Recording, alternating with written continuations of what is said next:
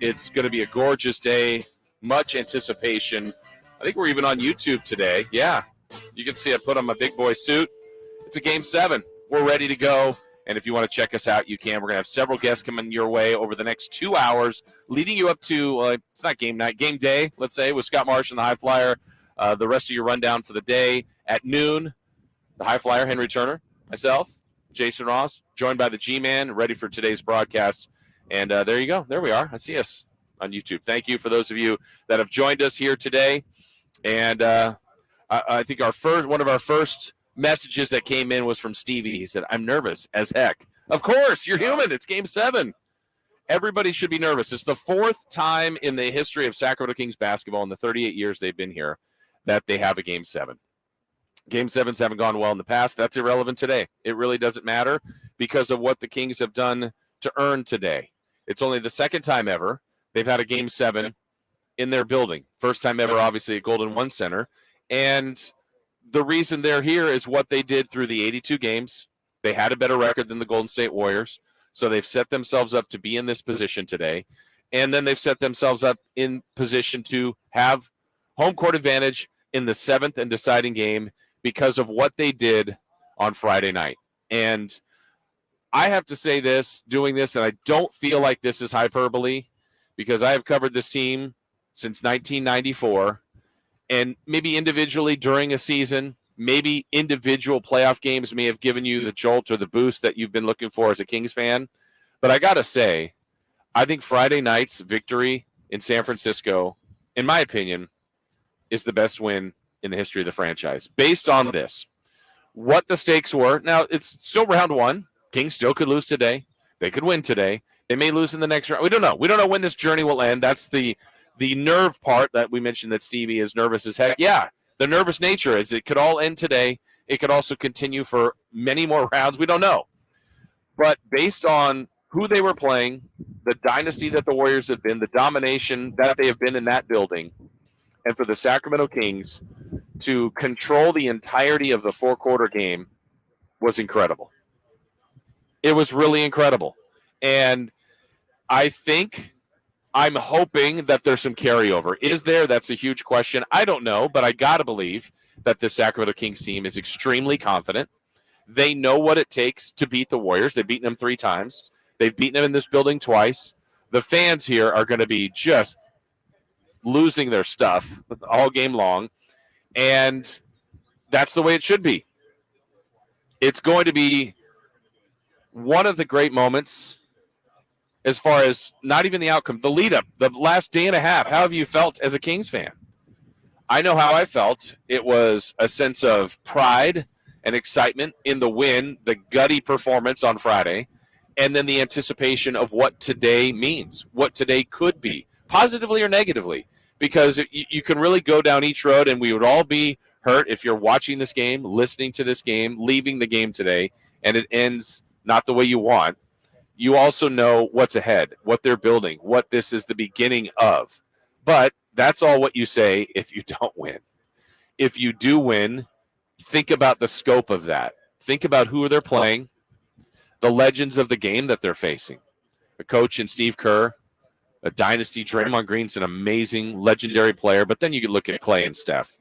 And what they did to that team on Friday, honestly, one of the most stunning things to me in this series so far was when, and I think the G-Man called it, basically the dagger shot by Malik Monk to put the Kings up 19 with about just under 4 minutes to go in San Francisco. And from our view, where we sit basically mid-level at Chase Center, timeouts taken, and I don't know what was shown on TV, but, usually it's probably a walk to each bench and maybe, celebration by the Kings, frustration by the Warriors. But what we could see was 5 players standing up off the Warriors bench, taking off their warm-up tops. I went, oh, my gosh, they're waving the white flag. And that moment, with 3:45 to go, up by 19, in San Francisco with the most explosive team in the playoffs that we've ever seen being the Warriors, they were waving the white flag. A moment I just was stunned. It could be the Warriors' last home game in that building, and that's what they were electing to do. Now, the game was likely over, but that's what the Kings did to them. And, all of you out there have seen enough Warrior games, know that Curry and Clay could have hit 3 threes in about 45 seconds in a 10-point game with 3 minutes to go. And you're going, okay, it's a game. But they didn't elect to do that. They elected to shut it down, to save what they had for today. And then you wonder what that means. And if you watched the game the other day, you saw what Sacramento elected to do was play smaller, really ramp it up, and run. And I got to believe they're going to do more of that today. I love the fact that Kevin Huerter, who has not shot the ball well at all this series, stayed with it, had the courage to keep shooting, though a lot of people probably around Sacramento Kings fandom were going, don't stop, don't shoot the ball. But he did, and he stayed with it, hit some big shots late in the game. You hope that propels him to a breakout Game 7. Malik Monk has been absolutely sensational in this series.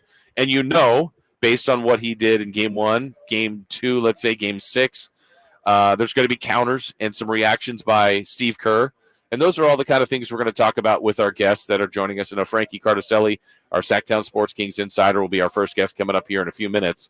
But also wanted to get you guys who are chiming in today and looking in on YouTube to share your thoughts, your belief. How are you spending your Game 7? Are you coming out here just to be a part of it? Are you coming to the game? Are you blessed enough to have a ticket, to be one of the 18,000, to be in this building on what will truly be a memory of a lifetime? Are you going to be watching on television, listening on Sactown Sports? We'd love to get a little roll call from you. So hit me up on the YouTube chat if you're there. How are you spending this Game 7? Let me know, and all of you guys can, all of you that are here can respond and kind of talk amongst you. I'll try to pick out the comments that I find intriguing as well. And going to the 916 watch party, says Beamtown. I might head to the 916 section.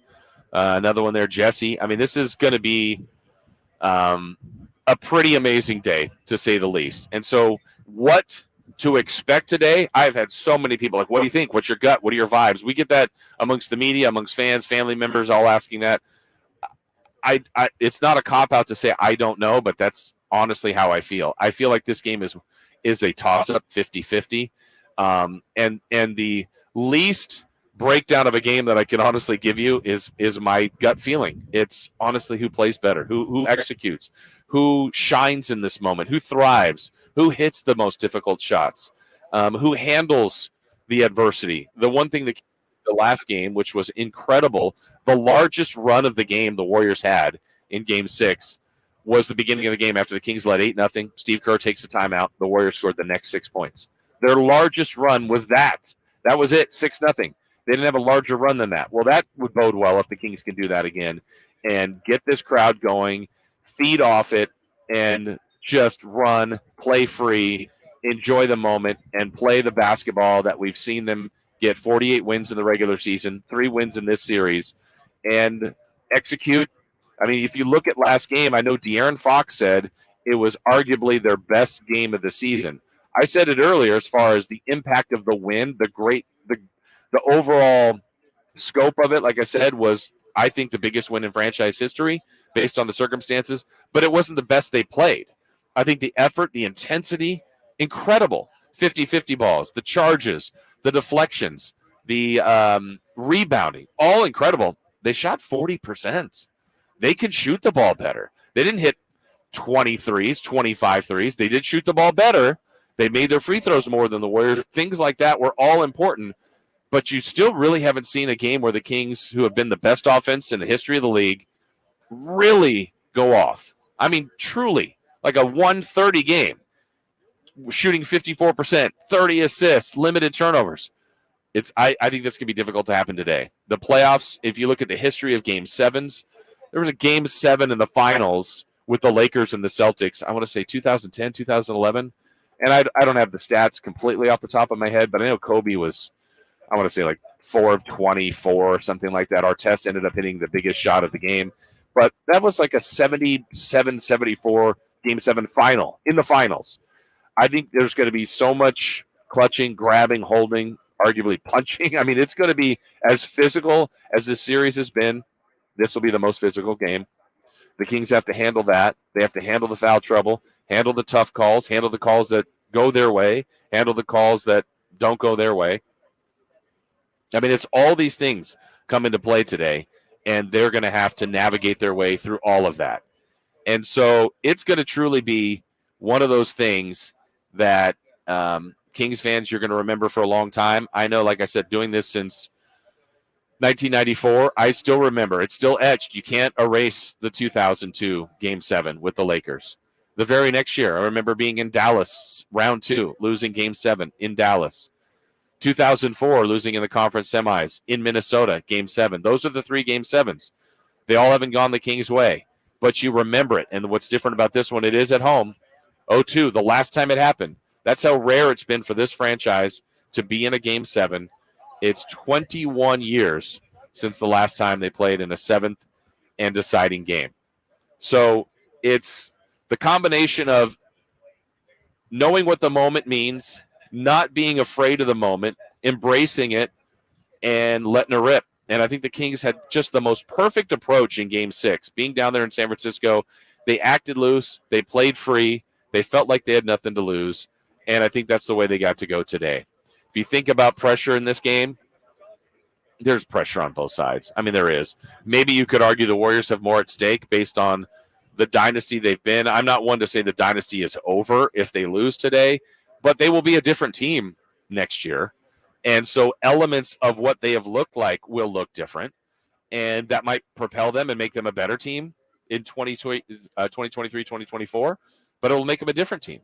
And for the Kings, this, to me, feels like the beginning of what could be a really great journey. And this is the first year at it. I've told everybody all season, enjoy this. Enjoy the playoffs. The heartache of walking out of here on Game 5, it hurt. You realize, man, they just lost home court. There's a decent chance they're going to lose Game 6, and it's going to end. And then you reflect and go, it's been a great year.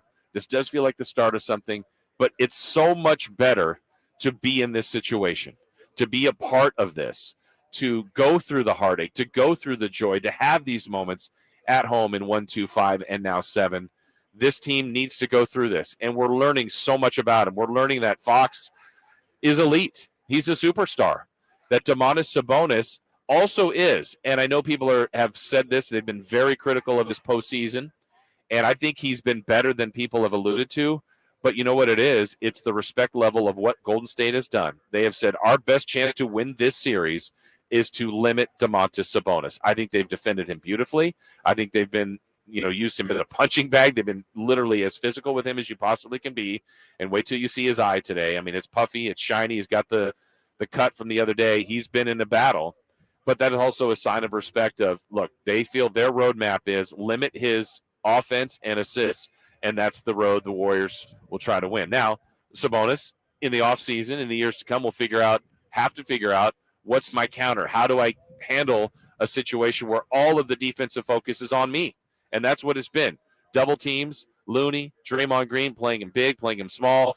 They've thrown everything at Domantas Sabonis, and that, again, is a respect of how good of a player he is. So he's going through that. Fox is rising to the occasion. Malik Monk has been unreal. Davion has had his moments. Len, Herter, they're all part of it. Herter, Barnes, Keegan Murray. How about his development in this series? Just no show for a couple games. Has a breakout game, and then was big again with a double-double. Trey Lyles, a double-double off the bench in Game 6. The Kings have done it as a team. They're going to have to do it as a team again today, and that's why this is going to be a lot of fun. So we've kind of set the table here. Continue to chime in on our YouTube. We've got a poll question that Kyle has put up there. How are you spending today's Game 7? It's historic. It's going to be memorable, hopefully for all the right reasons, but I tell you what, it will be something you will truly never, ever, ever forget. It's been a great series. We've had a blowout on each side. We've had 4 50-50 games that each team has won 2. Everybody's won on the road now. Everybody's won at home. The fans have been great, and today is going to give us one more shot at this. I mean, and the reality of it, I said this to someone today, it's going to end one way or the other, and certainly what I want and what I'm hoping for is a Kings win. But I'm going to miss this series. I mean, I would sign up for 9 games, 11 games, best of 13. It's the way it's set up. It's a best of 7. It will be decided today, and it's going to be, and it has been, a lot of fun. Our first break. It's something we will be talking about. We will be talking about this for decades. See, this one you'll confirm, right? I Chris? will confirm. Yes. I might have missed on the last time I said that. You did. But Might have, because we don't know. We haven't advanced decades yet. Are we still talking about that Giants-Dodgers game? Who won? Anyway, we will be talking about this one for decades, that's for sure. When we come back, Frankie Cardicelli. He's ready. He's actually wearing full Kings uniform, and I believe that is Domantas Sabonis. He's ready to go. All right, Frankie Cardicelli will join us. You'll see him on our YouTube as well. Come on down here to DOCO. We know you're going to be early arriving. The festivities are just beginning. Our Sactown Sports playoff preview show continues here on your home of the Kings, Sactown Sports 1140 and the Sactown Sports app. The only place you'll find Kevin Herter is Sactown Sports. Herter's open, steps into three. He's got the triple. Hey, Sacramento, it's Kevin Herter, and you're listening to the home of the Sacramento Kings, Sactown Sports. Your local sports leader. Gold Country Casino Resort in Oroville is bringing you Larry the Cable Guy. It's a cool anniversary. This is my 27th year in the comedy business. And it's my 5th year being funny, so I'm excited about both of them, all right? Saturday, May 6th at Gold Country Casino Resort. 2 shows at 7 and 9:30 p.m. Larry the Cable Guy. Gold Country Casino Resort. Must be 21 or older. At Ashton & Price, we get injury victims to yes. Experience, yes. Ashton & Price has been around for over 25 years. No more insurance companies? Yes. Our clients focus on getting better, and we handle all the rest. Results? Yes. We've collected over $100 million for injury victims. No fee until we win? Yes. Our clients pay nothing until we win. Ashton & Price, the best at getting to yes. Remember, for the best advice, don't think twice. Call Ashton & Price. There's really nothing better than hitting the open road in a new Honda. And at Northern California's #1 Honda dealer, Stockton Honda, we are proud to provide our best selection to get you there. Buying from Stockton Honda couldn't be smoother. Wherever the road you travel might lead, Stockton Honda is happy to get you there. Anytime, anywhere, it's all here. StocktonHonda.com. #1 claim based on 2022 total new and Honda certified pre-owned vehicle car sales from American Honda Motor Company's own report. At aimyourdigital.com, we'll help you find the right customers. Spread awareness of your product or services. We can help build trust in your brand and services with a digital marketing campaign. Increase leads and get more customers. We create tailored digital marketing campaigns that deliver results. Don't wait. Get started today. Contact aimyourdigital.com. That's aimyourdigital.com and start seeing results. 1 in 4 people have a disability. I'm one of them. I'm also an actor and advocate for disability inclusion across all aspects of life. The disability community is passionate, strong, powerful. We have so much to offer and deserve to be included in society. We've got a trusted ally by our side. Eat Your Seals is delivering services, advocacy, and local supports that elevates the communities for everyone. That's my Eat Your Seals. Make it yours. EatYourSeals.com. Right now, more than 100,000 children waiting in foster care need our help. The Dave Thomas Foundation for Adoption is focused on finding them safe, permanent homes. Learn more at davethomasfoundation.org.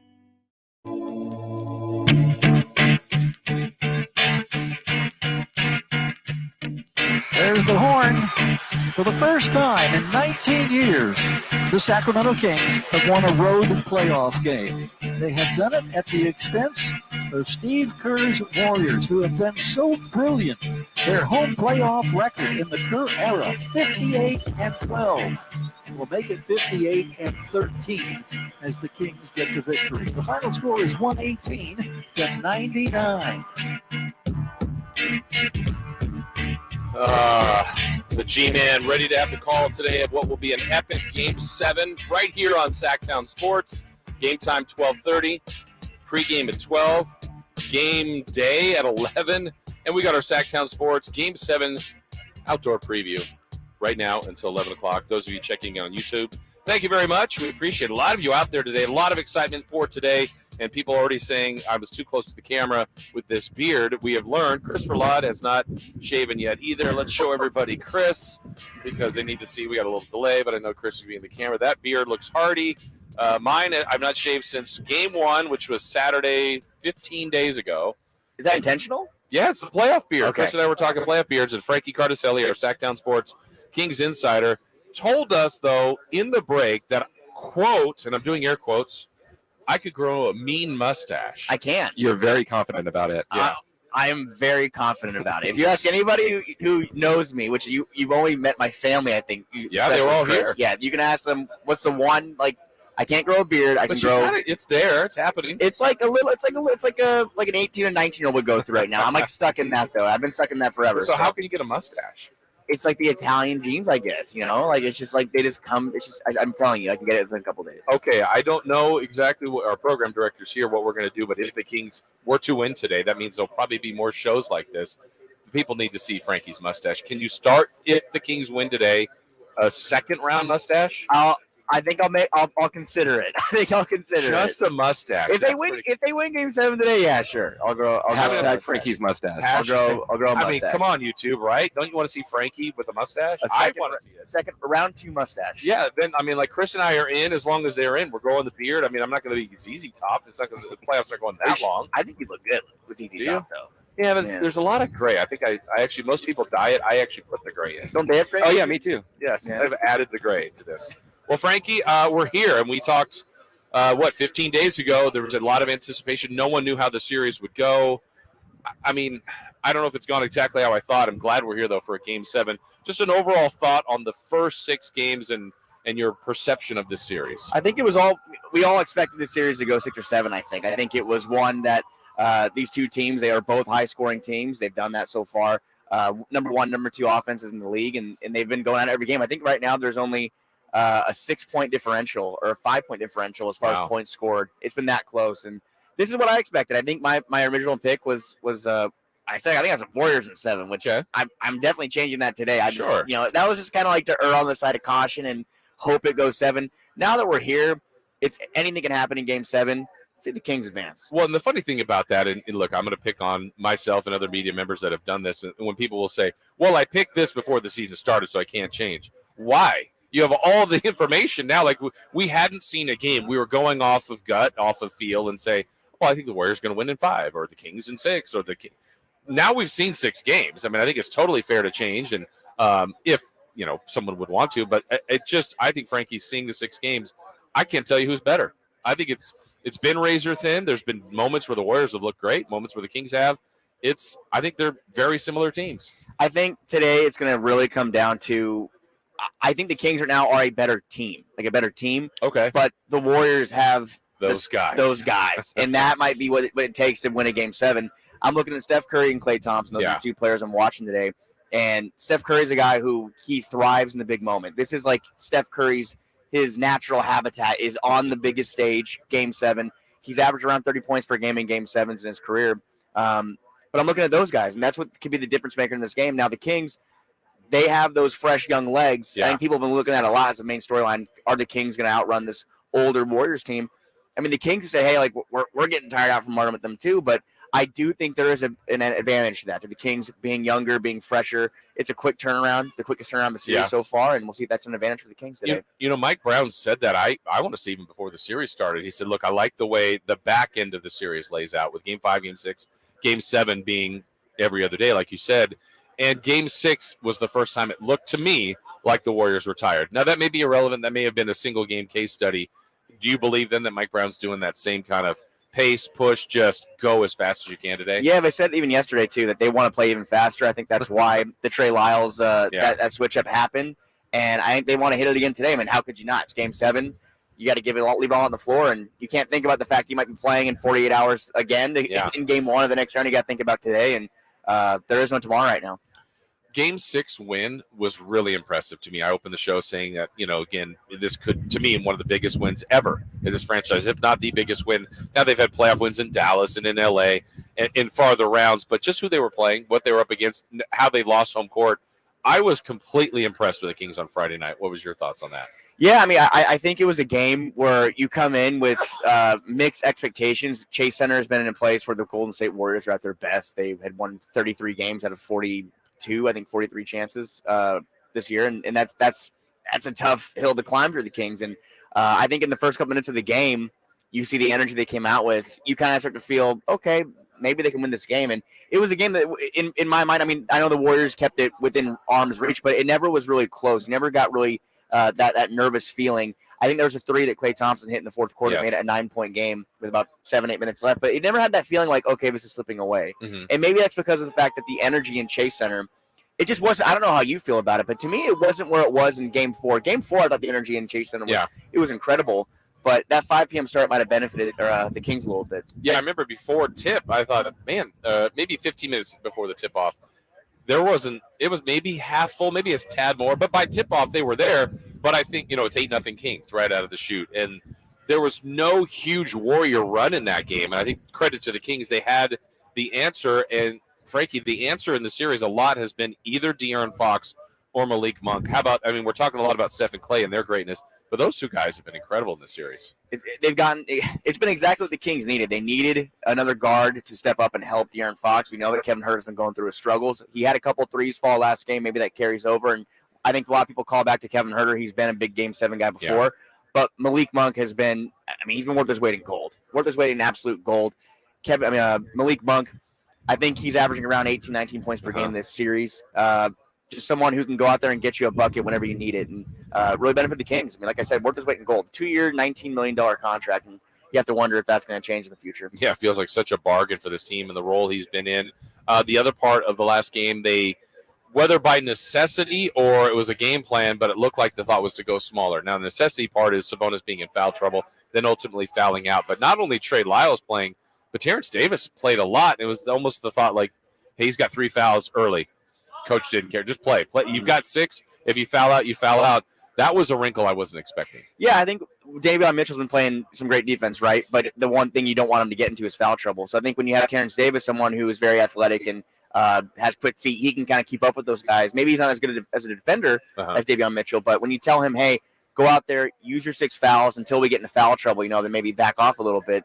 But go be aggressive and pester those guys, put some pressure on those guys. And I would not be surprised to see that again tonight. But also, I think Davion Mitchell, didn't see too much of him last game and as opposed to other games. I would not be surprised to see him get some big minutes tonight as well. Yeah, I found that interesting that he was barely played compared to the other games. And same with Harrison Barnes. Do you think what maybe the reason, your thought behind that? I think it was just the feel and the flow of the game.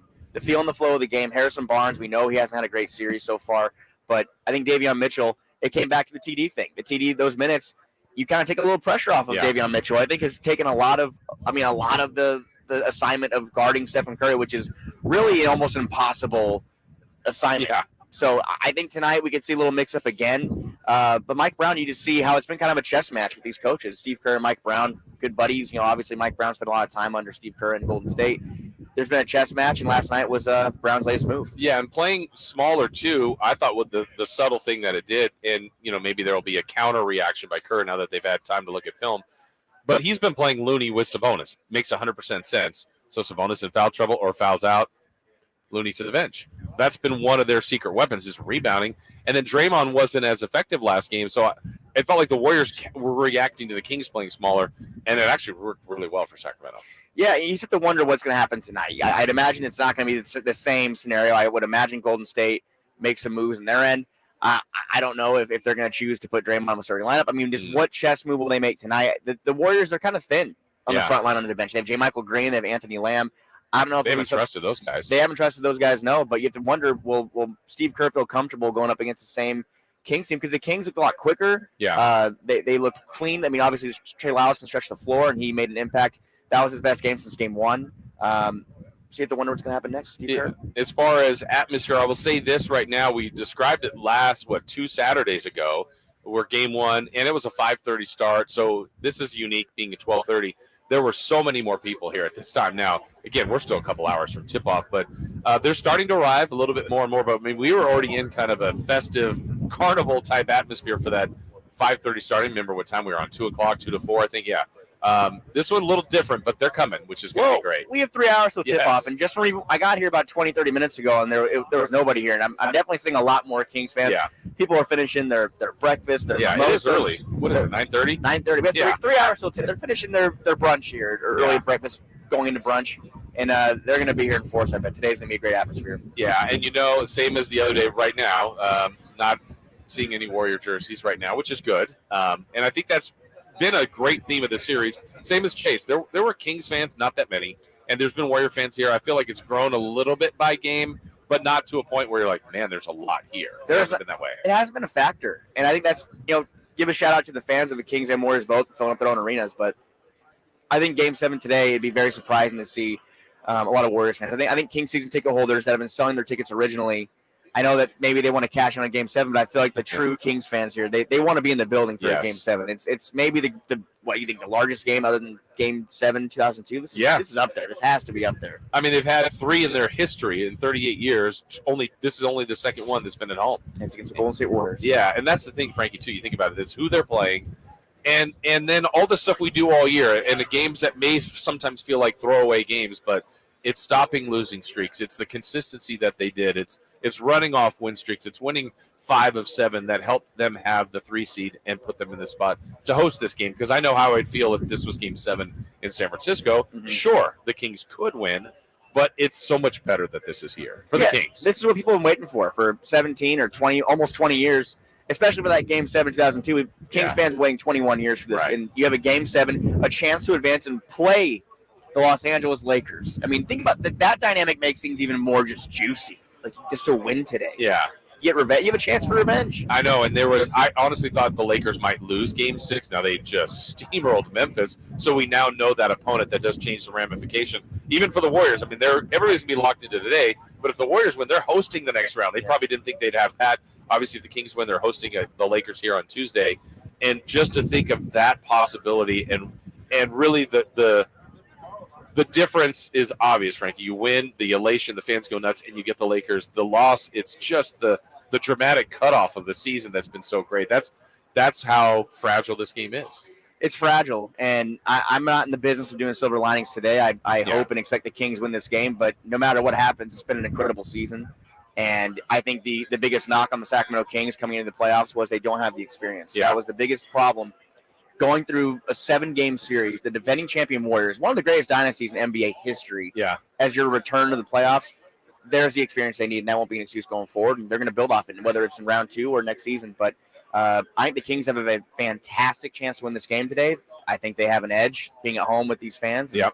Got to roll the ball out and see what happens. As far as potential Game 7 heroes, as you try to look forward, I mean, again, this feels like anything can happen today. We'll just do a little prediction. Who do you think has a chance to really have a legacy moment? Let's put it that way. Not that it's a surprise or a shocker, but De'Aaron Fox, what he's doing right now, and the storyline. With a broken finger, everybody. With a broken finger, and how good and comfortable he looked last game. 10 of 18 from the field last game, 11 assists. He has a chance to really deliver here and give Kings fans that jersey retirement-esque moment. I mean, he's already kind of trending that way right now, the things he's doing for this organization and what he's done so far in his career. But Game 7 moment, this is the time to shine. And De'Aaron Fox, we know he's built for the big moment. And conversely, I mean, I just can't imagine this is a game where Curry's not super aggressive. I mean, he has had moments, obviously, in the series, even where the shots aren't falling, but he's getting 30 every game. It just shows his greatness. I got to believe he's going to be super aggressive. I think he's going to have the green light. Not that he doesn't have a yellow light or red light ever, but I think his light's going to be bright green. That's why I'm saying I would not be surprised to see Davion Mitchell have an extra busy afternoon, especially if Kevin Huerter's not knocking down shots. Well, I know this is your first full year kind of doing this. Good timing for you. It's been pretty wild. Yeah. It's been a dream. It's been a dream. Best part of been is what I mean. This probably right, the playoffs, or just all of it. Sitting here with you doing pregame shows. No, we're waiting for the mustache. We want the mustache. I'll get the mustache. No, I think the best part of this just has been, and for everybody, I think I grew up a Kings fan. I grew up in this area, and I think it's kind of the road back, and it's watching this team from training camp and the low expectations and just seeing them surprised, and you kind of experience that surprise, that feeling of being surprised as you go along, and it just month after month, game after game. Just feeling them kind of trend towards this ultimate goal of clinching that playoff spot into the drought.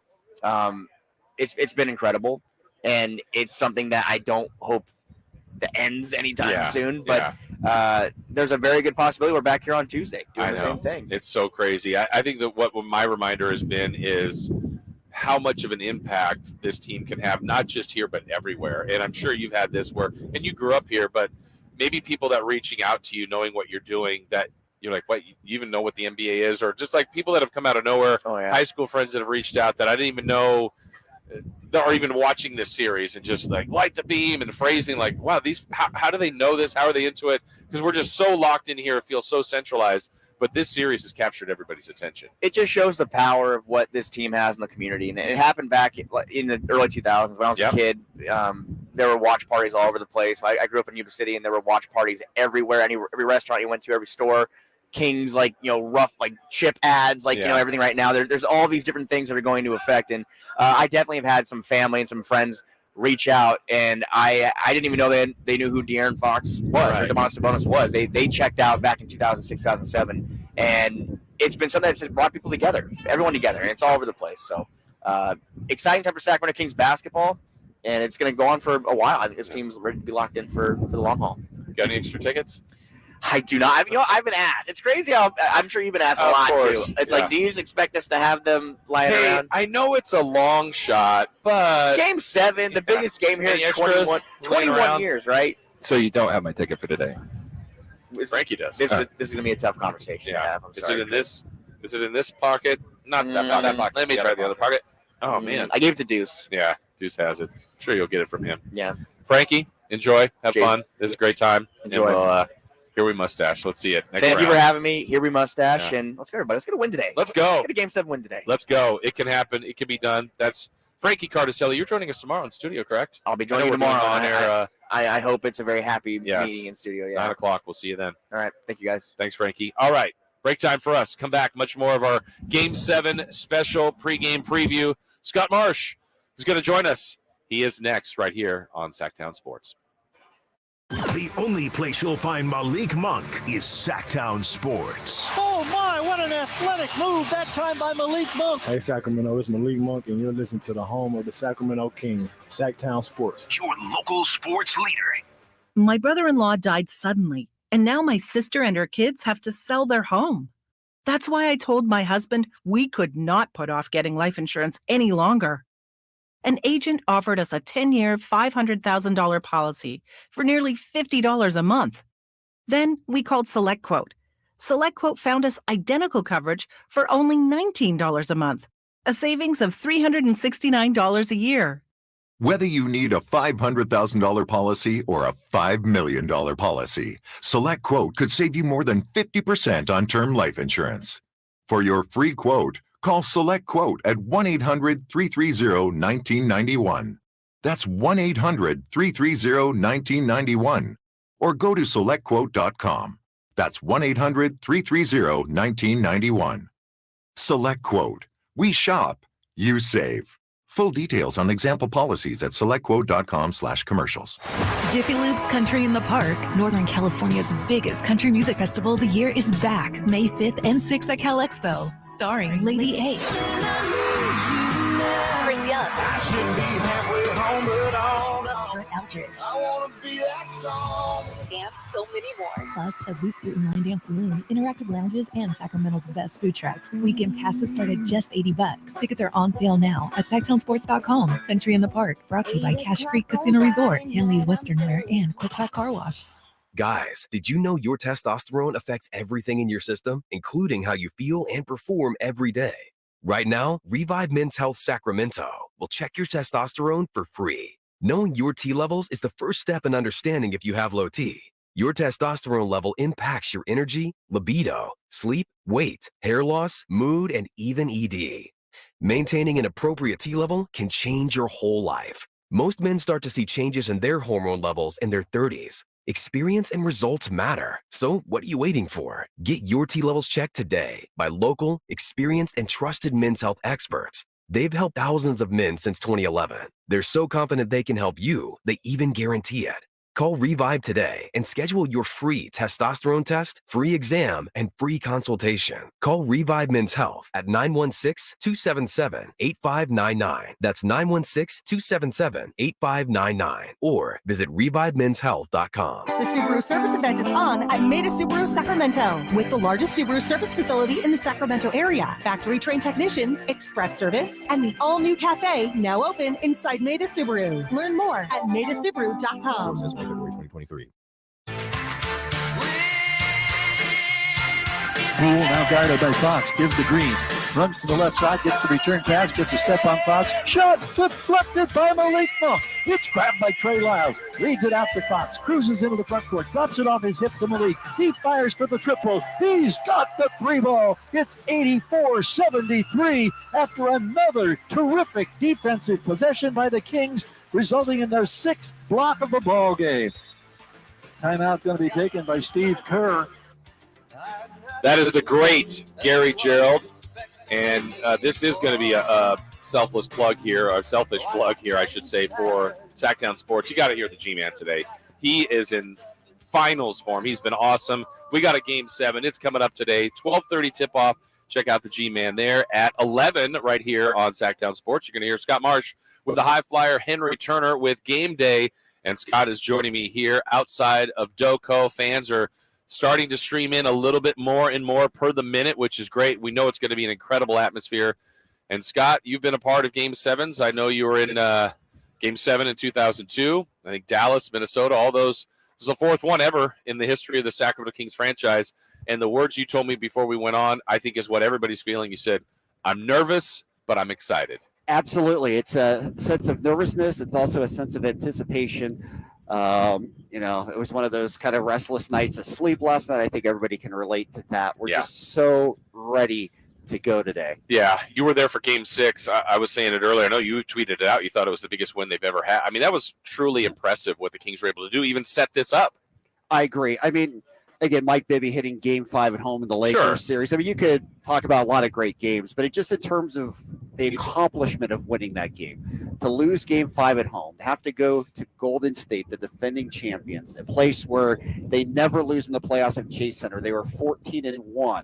They're 18-0 in Western Conference playoff series. To get that road win with De'Aaron Fox not at 100% was remarkable. Absolutely remarkable. And I think in terms of the 38 years the Kings have been in Sacramento, that's right up there in terms of the accomplishment list. As those of you checking us out on YouTube, while you're there, a lot of you are watching, please hit that thumbs up button. We truly appreciate that.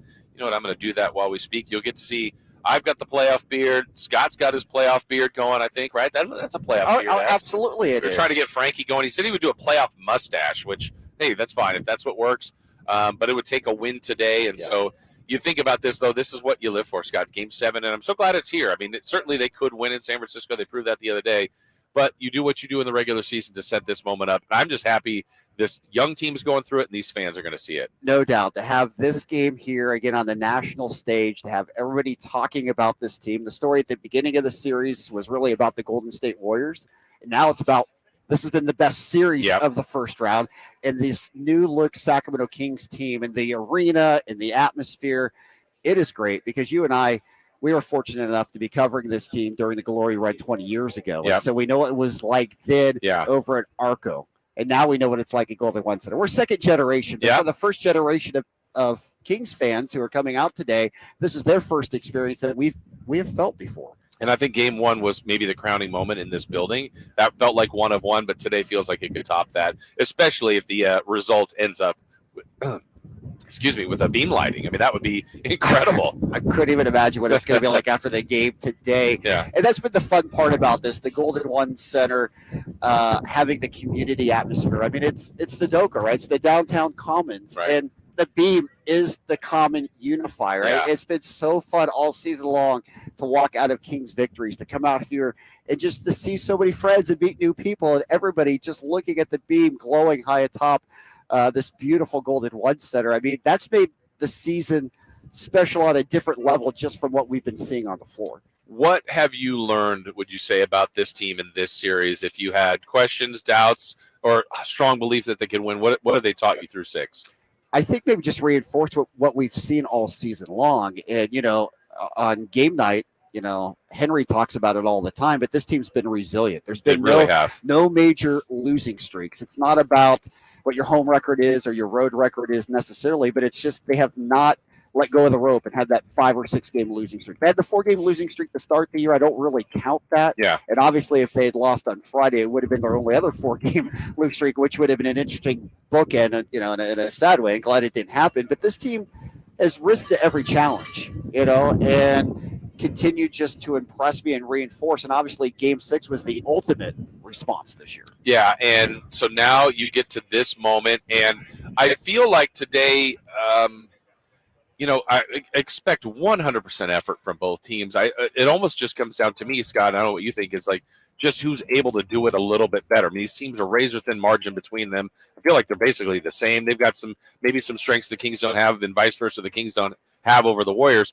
So I don't even know how to predict today because it just feels like any possible thing could happen. I agree with you. Like, I can't tell you how many times I've been asked in the last 36 hours, like, what's going to happen today? What do you think? I'm like, I wish I could tell you what I think, and I do have kind of maybe a low-grade feeling about it, but, it's like talking to some fans. It's like, who are the refs going to be today? Because the refs are going to determine this series. And then, it's like, Lakers on Tuesday night already because we won on Friday. But, of course, before we went down to Chase Center, was like, oh, you're going to make the trip down there to see them lose Game 6? So, the highs, the lows, that's what makes sports so much fun. And the truth is, nobody knows what's going to happen. No. I'm a little worried because Charles Barkley has been so adamant that the Kings are going to win it. He came out and said they're going to the Western Conference Finals. Yeah. So that concerns me a little bit. He didn't give the guarantee. Right. But he hasn't been very good at those. No. Yeah. It hasn't been great. No, he was trying to do that for Game 5 and said the Kings would win, but win convincingly. That didn't happen. But their response in Game 6 was truly incredible. Can you put yourself into the Game 7, only other Game 7 home game against the Lakers, or does it all just go back to what was negative? I'm trying to remember the atmosphere. What I kind of remember, Scott, was how it ended up feeling like it got tight as a fan of the team, as wanting them to, and I felt like the team did, but I felt that's one of my memories as far as the emotion of the day. It was, and Game 7 was so tight, right? And honestly, I think a lot of people thought the Kings were the favorite in that series, even though the Lakers were the champs. And I think there was so much disappointment. But if you remember in that series too, the Kings had lost Game 1 at home. Right. In this series, the Kings won Game 1 at home. The Game 6 was the controversial Bavetta officiating, where fans were so upset about the fourth quarter call, and Bibby, taking one on the chop, Sabonis-like, and not getting a call or anything like that. So in terms of vibe, I feel like the Kings are a little bit on the opposite end of that. I know there's going to be a lot of nervous energy in this game. And the fact that Game 6 was won, I feel like it's a little different vibe going into Game 7. I remember being so nervous about Game 7 in the Lakers series in 2002, and then the Kings started missing free throw after free That's throw. when it got really tight in the building. Our fans were, normally it's, okay, foul on Derek Fisher. Yeah. Right. It's like, uh-oh. Yes. Weber's going to the line. Vlad is, whoever was, everybody was missing free throws that day. And so I thought, kind of to piggyback off that, I thought the Kings, what they did so well in Game 6, I don't even know the right terminology, Scott, but they just played free. And it was like, you know what, let's go, let her rip. We're going to play hard. If we lose, we lose. And I think Mike Brown had the quote before the game, and it was perfectly said. He said, look, if you can look at yourself in the eye and your teammate in the eye and say, we did it all, we laid it out on the line, we're going to live with the result. And I know that's cliche, but I think that's also the approach today. And, if make the Warriors beat you. Like if Steph went for 45 and hit ridiculous shots, you weren't going to win. Right. But if you give them the game, that's the one that's hard to take. Well, and the way the Kings came out in Game 6, I mean, that 8-0 start, they were everywhere on the floor. Sabonis felt like he was three guys on the floor. Just one cherry picking on the offensive end, one blocking shots on the defensive end. And that was impressive. But obviously, the coaching staff made changes in that game, too. They went small ball and played Trey Lyles more. They kept Herter and Monk together. I mean, there were some adjustments that were huge in that game, too. And Mike Brown, he's showing why he's coach of the year right now. It's just as much from a philosophy standpoint of let it fly. We're not going to get uptight about this, to your point. And it's been a great mindset for this team, and it's been really, really fun to watch. Yeah, he's done a masterful job, even if the rest of us are feeling like nerves and bundles of energy and tight. They haven't played that way. And he's talking about taking his motorcycle for a ride off games. It's just, relaxing and listening to country music. It's like, what is happening with this guy? But I think that's been the team approach. That's been his approach. They've had this kind of belief all year, and it's truly, that's the other thing. And I think we were talking about this yesterday, that especially as a station, as fans, as people that cover this team, we're so into this 24/7.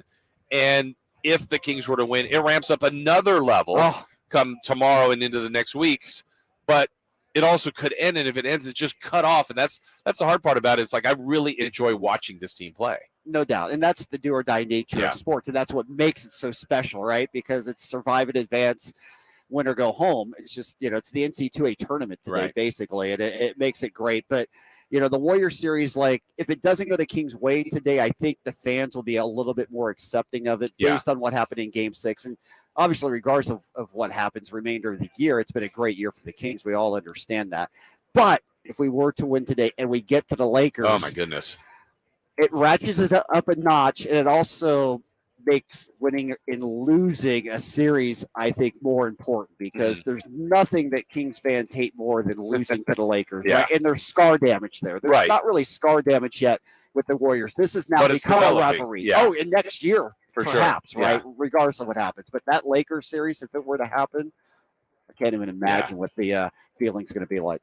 Well, and the impact of this, and what a lot of people are already alluding to, is look, it's getting the highest rated first round series, not only with what's going on this year, but in a long time.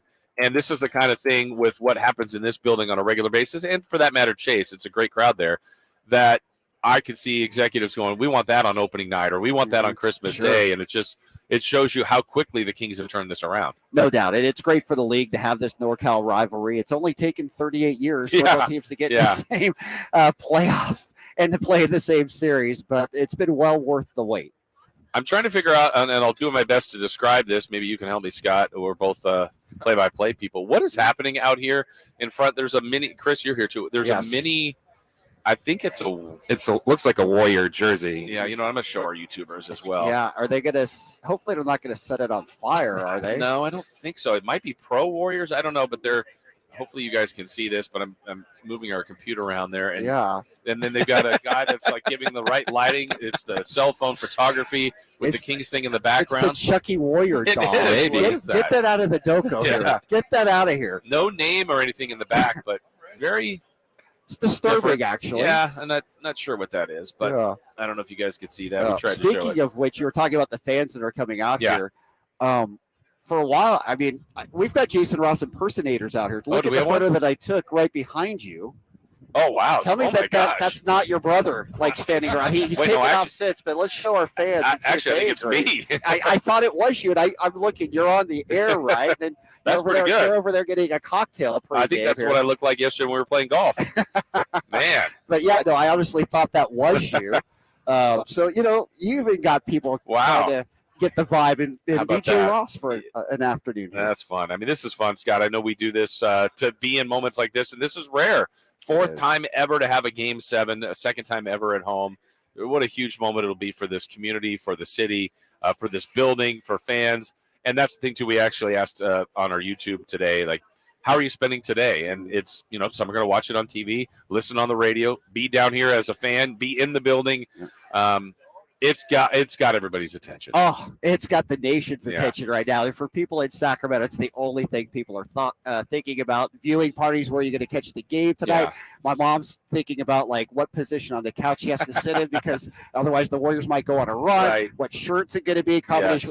All those things everybody's thinking about. That's what makes it so much fun. Everybody's got their superstitions. Everybody's nervous. Everybody's excited.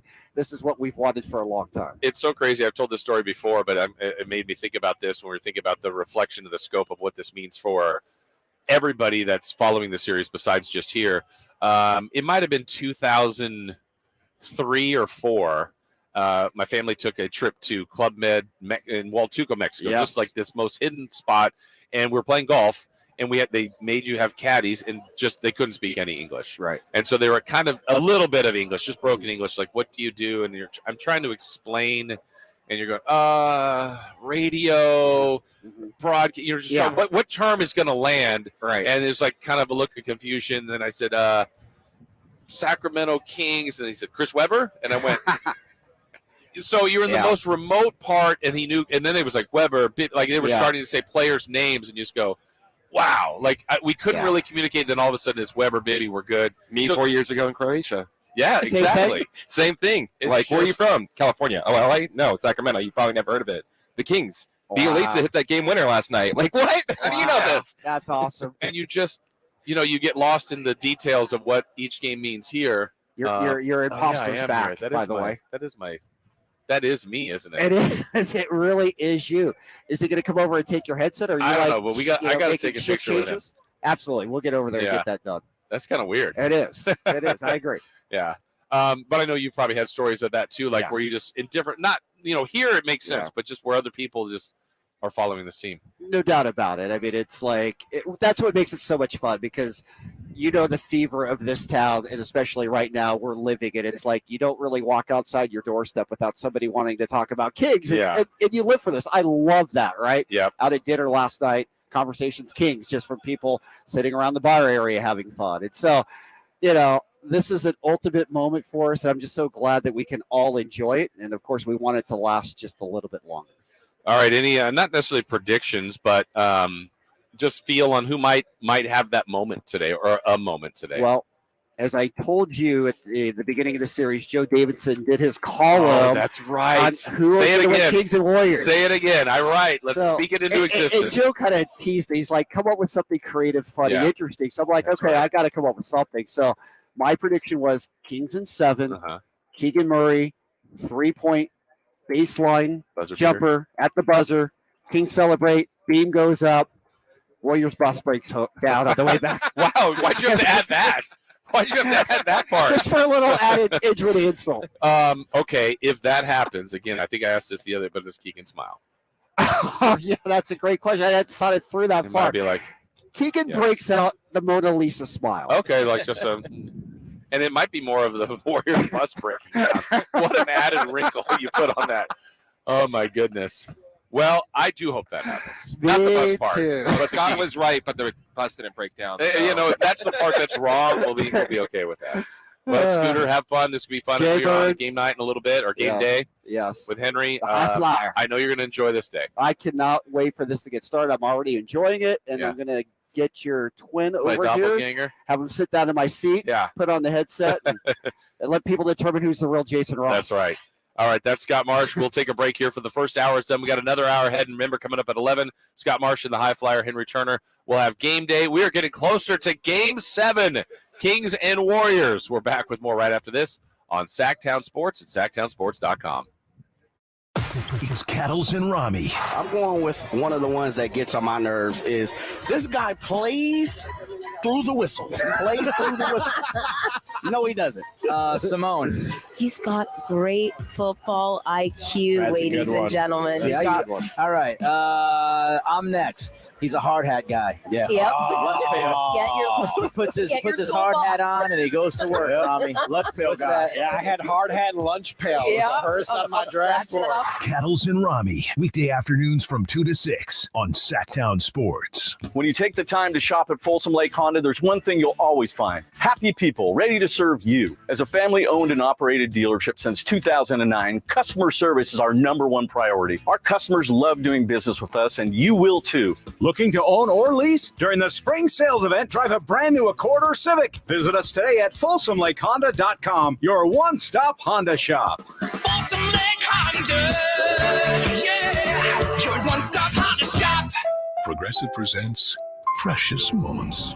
Nothing beats driving cross-country in our RV. This is so much fun, Dad. I don't even need to look at my phone. It's not the destination, it's the journey. Jinx!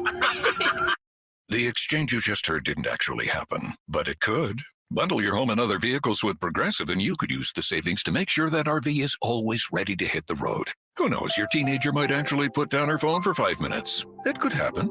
Progressive Casualty Insurance Company, affiliates, and other insurers. Sorry, but we actually have a wait list for our Monstera. Shaw's greenhouse is really bringing in the green. We can't keep snake plants in stock. She needs a construction manager to build on her roots and grow. We could add a whole section for ferns. And here we'd have dahlias, dahlias, and more dahlias. Indeed can help her hire great people fast. I need Indeed. Indeed you do. You can schedule and conduct virtual interviews all from your employer dashboard. Visit Indeed.com/credit and get $75 towards your first sponsored job. Terms and conditions apply. Psst. Hey, Mark, remember, getting help from Progressive is so easy. You can use the mobile app, chat with us online, or call us. And you pick now to tell me. I couldn't miss Little Grace's ballet recital. Oh, thanks for inviting me, by the way. Did I? Because you know I'm always here for you. Yeah. I can use the mobile app if I need help. Sorry, you're in my wife's seat, though. Oh, yeah, I gotta go anyway. Tell Grace she nailed her chassé. Get the help you need from Progressive with our mobile app, online chat, or over the phone. Progressive Casualty Insurance Company, affiliates, and other insurers. I'm Craig Ashton of the injury law firm of Ashton & Price. Whether you've been injured on a bicycle, as a pedestrian in a slip and fall, auto, Uber, Lyft, or big rig accident, you need Ashton & Price in your corner. When you call Ashton & Price, there's no chatbot telling you to hit 3 for accounting. You're greeted by a real live person who will immediately transfer you to an experienced attorney. The consultation's free, and there's never a fee until you win. Remember, for the best advice, don't think twice. Call Ashton and Price. At Elk Grove Honda, we'd like to help you purchase your next new Honda. Right now at Elk Grove Honda, new Hondas are arriving on a regular basis, including the newly designed CR-V, new design Accords, exciting Civics, and much more. And Elk Grove Honda's pre-owned inventory offers choices there as well. So give Elk Grove Honda a chance to show you the new or pre-owned Honda you're looking for. We are Elk Grove Honda in the Elk Grove Auto Mall, Highway 99 at Elk Grove Boulevard, or visit us at elkgrovehonda.com. I gotta get an Elk Grove Honda. My muscles ached. I was tired all the time. My son had a full-blown asthma attack. It came out of nowhere. The unsettling thing about some symptoms is I had a fever and these terrible headaches. you don't always know what's causing them. It was Lyme disease from a tick bite. I had West Nile virus from a mosquito. He had a reaction to cockroach allergens. Threats to your health can come from unexpected places. Get the facts. Visit pestrol.org. A public service message from the National Pest Management Association. KHTK AM HD1 Sacramento, KYMX HD2 Sacramento. From the Power Business Technology Toshiba Studios, your local sports leader in the 916. This is Sactown Sports.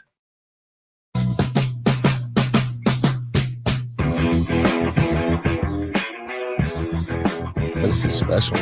Not many guys have been in a situation like this on our team. So, to have this opportunity in front of you is a great learning experience. Going against the defending champs at home.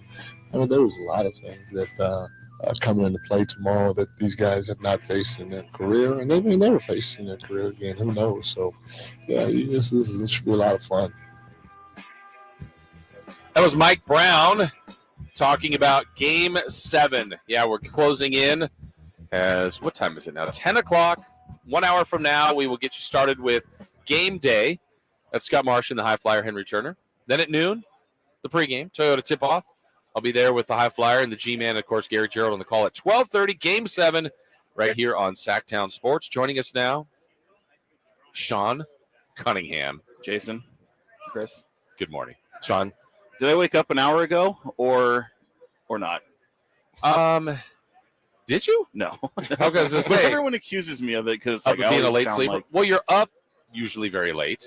Yeah. Could you sleep much last night? Yes. Yeah. But I didn't.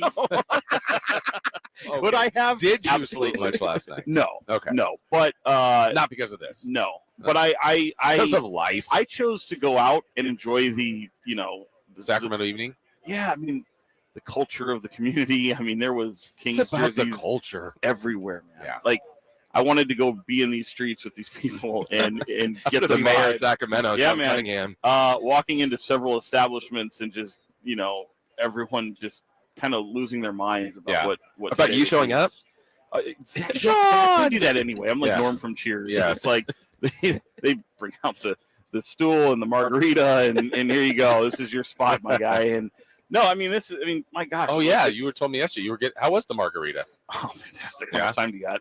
I've got time. Spicy jalapeno cilantro margarita and just incredible. Keegan Murray just show up? We just had an impromptu Keegan Murray chant. I would say, and we've kind of said it here off air before we started this segment, that when you were here the last time, 15 days ago before Game 1, it was a madhouse out here. It is not that at the moment, but I think fans are either eating breakfast, brunch, hanging around, but by the minute, there's more and more people coming. Burn that jersey. Oh, there's a gold LeMay Mike Bibby, though. That Mike is Bibby, awful. by the way, has the most points of a Sacramento King in Game 7. Will that be broken today? Yes. Okay. Yeah. What was it, 27? I wrote the stats. I wrote it down. I'm a stat man. You got to bring those stats. I got to find out the paper. What did I do with it? What's your guess? I'm going to say yes. I think De'Aaron Fox or even possibly a Domantas Sabonis. Wait, what? I know that's not true. Wait, but why can't it be? I feel like we just haven't seen the Domantas Sabonis that people expect from an offensive standpoint, and they take away the dribble handoff and force Kings to play differently, and all of a sudden he's kind of a mess on the offensive end, turning the ball over.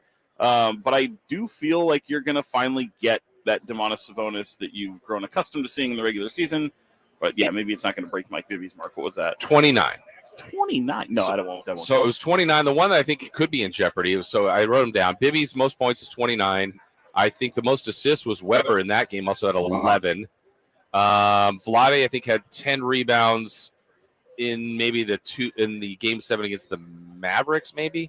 I'm not sure. He had 10 against the Lakers. Oh, yeah, 10 against the Lakers. Oh, yeah, they're all Lakers. The one that was the most bench points. Who do you think has had the most bench points in a game 7 in the Kings history? So they had game 7 against the Lakers in 02, game 7 in round 2 against the Mavericks in 03, and then in 04, game 7 against the Timberwolves in round 2. Put on the spot. I didn't points. know there'd be a test. Yes, I'm going to say Hito. Okay, that's a good guess. That's a good guess. Way wrong. It is wrong, but I was stunned. It's actually 24 points by Jim Jackson. In the Dallas series. So Malik has Dallas. Yeah, Malik Monk has a chance, I think, to beat that. He's been great. He's been awesome. So we're joined by Sean Cunningham from Fox 40. And by the way, while you're here, like Sean. Hit the like button. It's right down. There's a thumbs up down just there. don't do it twice, right? Yeah. Well, you can. Well, then it unlikes it. Right. So you want to like it. Hit that thumbs up button. All of you that are on YouTube checking us out today here at DOCO. Come on by. Say hello as people start to file in. Your thoughts, Sean, on this series. It's just been fun. It's been really enjoyable. I said this earlier, I think maybe to Frankie. Like, it's going to end today, obviously, but I kind of would be okay with a 9-game series, an 11-game series. It's not possible, but I've really enjoyed watching this. 100%. And it's what's crazy to me is, like, you look at the two teams and they both experienced everything together. Yeah. Like, both teams have won twice on their home floor. Both teams have lost on the road. Both teams have been blown out. Both teams have looked like shells of themselves at one point or another. Both teams have had a shot to win or tie the game and missed. It's and every game really has been entertaining. Even the one where, that game 3, which was dreadful for the Kings. Yeah. And they come out and they don't look anything like themselves, and yet it felt like it was a 10 or 12-point game for the entire duration of the game, and you're just waiting for them to go on a run and close the gap. And, of course, game 6, just incredible. Backed against the wall, you're curious because I always say, like, especially with this team, you haven't seen them in certain situations. How will they play with a lead? 2-0 lead. Will they look comfortable? I never thought it came down to looking comfortable or overlooking the opponent. I felt like, the minute Domas got stepped on by Draymond Green, it put an entirely different shine of light on him in this series and what he does, and just can't find his way and get comfortable. And he's got that immovable object that is Kevon Looney. And there's just been so much fun to watch, and how they were going to respond to playing with desperation and playing with your season on the line, and the confidence and poise that Mike Brown and his team showed even in the day before that. It's just like they're looking at these, what essentially, and I pointed out to him at the time, I was like, this could potentially be 3 games in 5 nights. And he says, that's what we love about it. He liked that. It'll emulate what they do in the regular season. And I was kind of look at him like, you're going into Chase Center and, the 33-8 home record for the Warriors, and you're going to be that team that not only beats them, forces a game 7, holds them to under 100 points in their building. And Jason, like the stat that I keep rattling off that just impressed me so much from game 6 is the fact that, the Warriors didn't look like themselves. I think we'll all agree, but 18 of 46 in the paint. Yeah. I mean, that's tired legs. I thought Andrew Wiggins was done in the first quarter, basically. Kevon Looney didn't look like himself. I mean, he had clearly flustered, and leave it to Mike Brown to make adjustments, both big and small, and to see that rotational go small, bring Trey Lyles and become a center, have a guy like, Terrence Davis come off the bench, and even though he fouls out, that one-on-one defense that he's accustomed to, maybe get lost a little bit in team defense, and they were great. And Mike Brown's probably scratching his head going, we suck defensively, but we just showed that we're capable of playing defense, playing with physicality, and not fouling. And here we are in Game 7, and every game has a life of its own. That's what we love about the playoffs, and Jackie Moon is here. I was going to say we love playing the random jersey game, but that one's great. Jackie Moon in the building. I think that beat out Willie Cauley-Stein. I think it did. And it was Willie Cauley-Stein, King or Warrior? King. Oh, King. Okay. We got Weber. We got Peja here. Let's see who's coming up here to the left. Sabonis. Wow. I've seen 2 Marcus Thornton jerseys. That really, you're a liar. You're a liar. That didn't happen. And there's Kevin Herter. Yeah, I mean, this is and then and there's a staff. We finally see a Warrior jersey. There's a couple more coming up. Kevin Herter's coming up right now. Wow, that really is Kevin Herter. Look at that, Sean. How about that? Yeah. I gotta show the YouTube. I gotta show this. Look.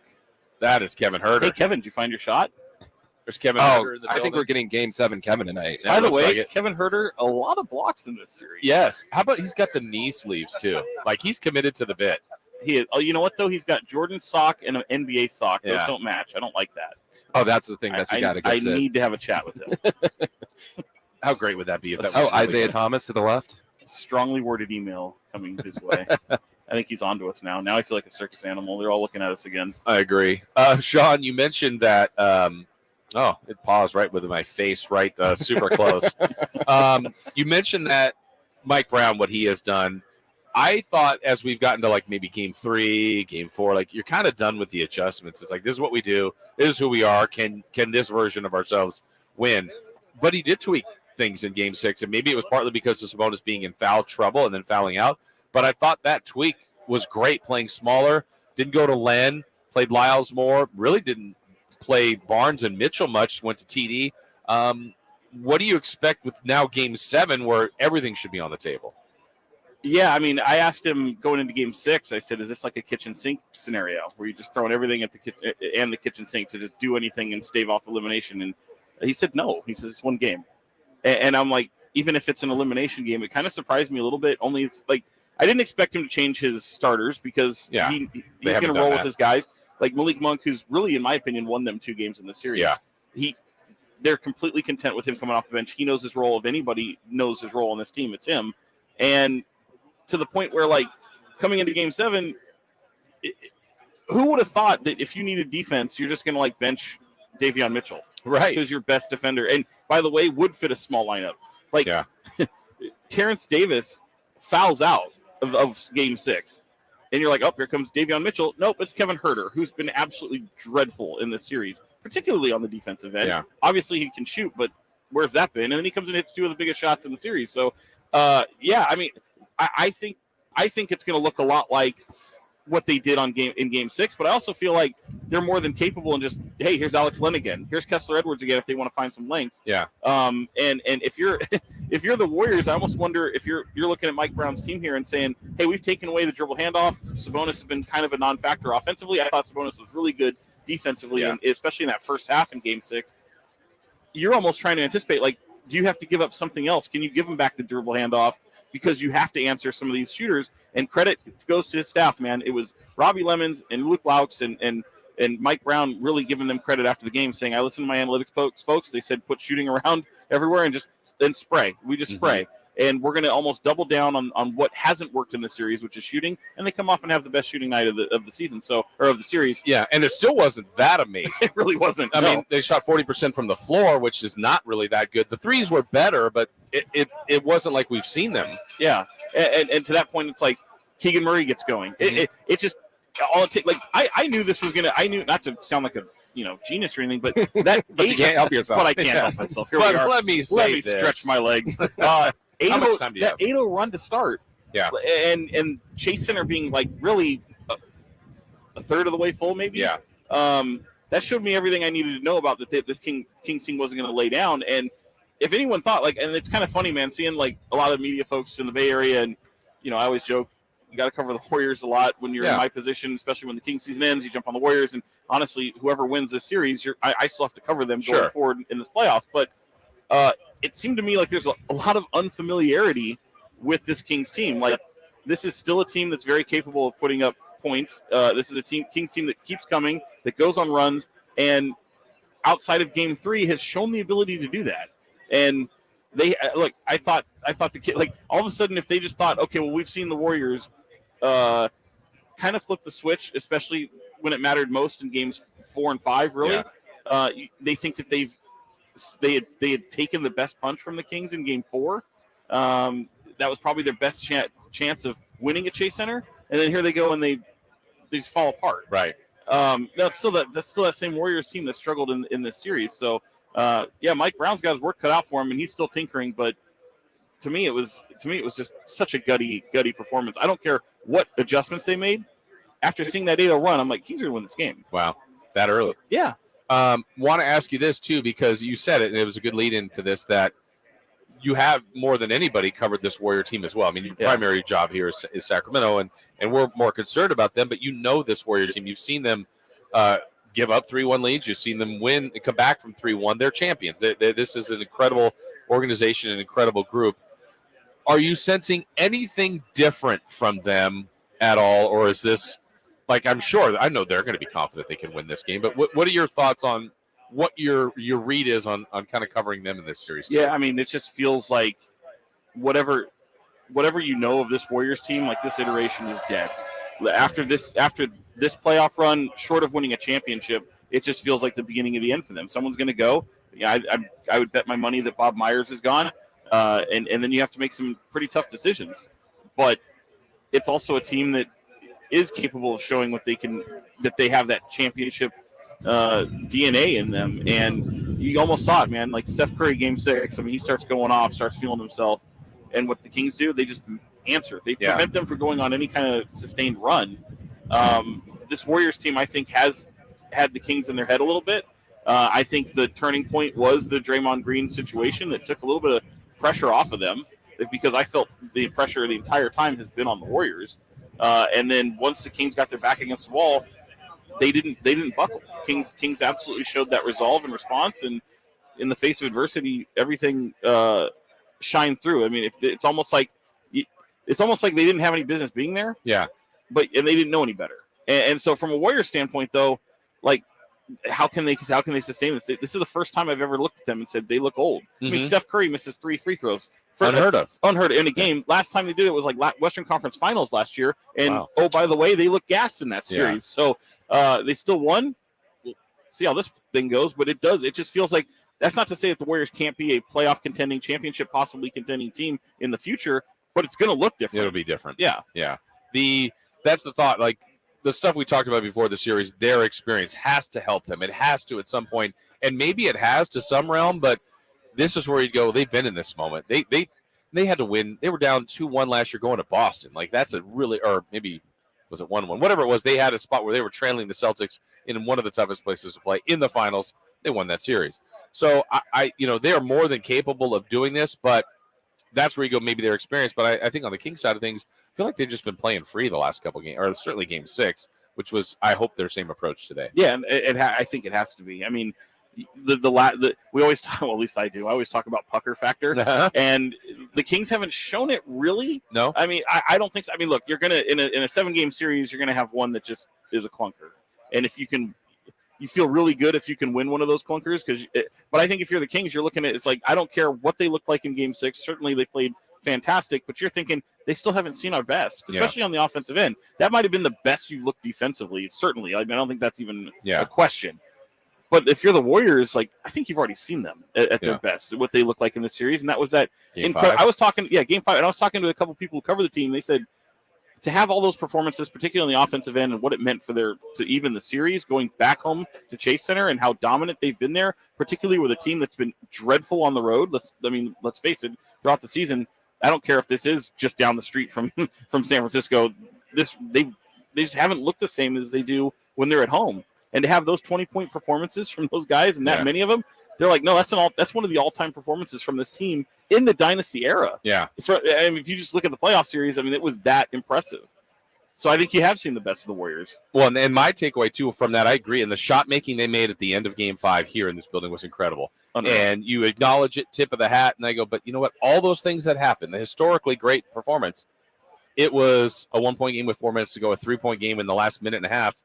And I didn't think the Kings were great. And you go, man, again, I don't think there's a big difference between these two teams. So what you're saying is Game 7 is going to be a complete blowout, one way or the other. I don't know if I'm saying that. I mean, I think here's what I think. If you look at historically in Game 7s, and I was referencing this one, you might remember it better, but I think it was Lakers-Celtics 2010, 2011 finals. And, I mean, basically they're punching each other. Like, there's no fouls called. And I want to say the final was like 77-74. It was just awful to watch, terrible shooting percentage, but everything was on the line, and everybody's just selling out. I mean, I feel like, and it's only round 1, but I think that's what's going to happen. I'm not saying it's that low scoring, but I could picture shooting percentages being down, where I would love it to be what these two teams are, free-flowing, beautiful offenses, great passing, shot making. I hope that happens, but I think the sense of desperation kind of leans towards physical and grind it out, find a way win. You see the officiating assignments today? I did. It was just so funny. So funny. Well, I'm going to do this and then get your response on it. Isn't that something? As soon as people saw Scott Foster, I kid you not, of course I look at social media like everyone else, Kings fans, we're doomed. Warrior fans, we're doomed. Right. Well, someone's winning.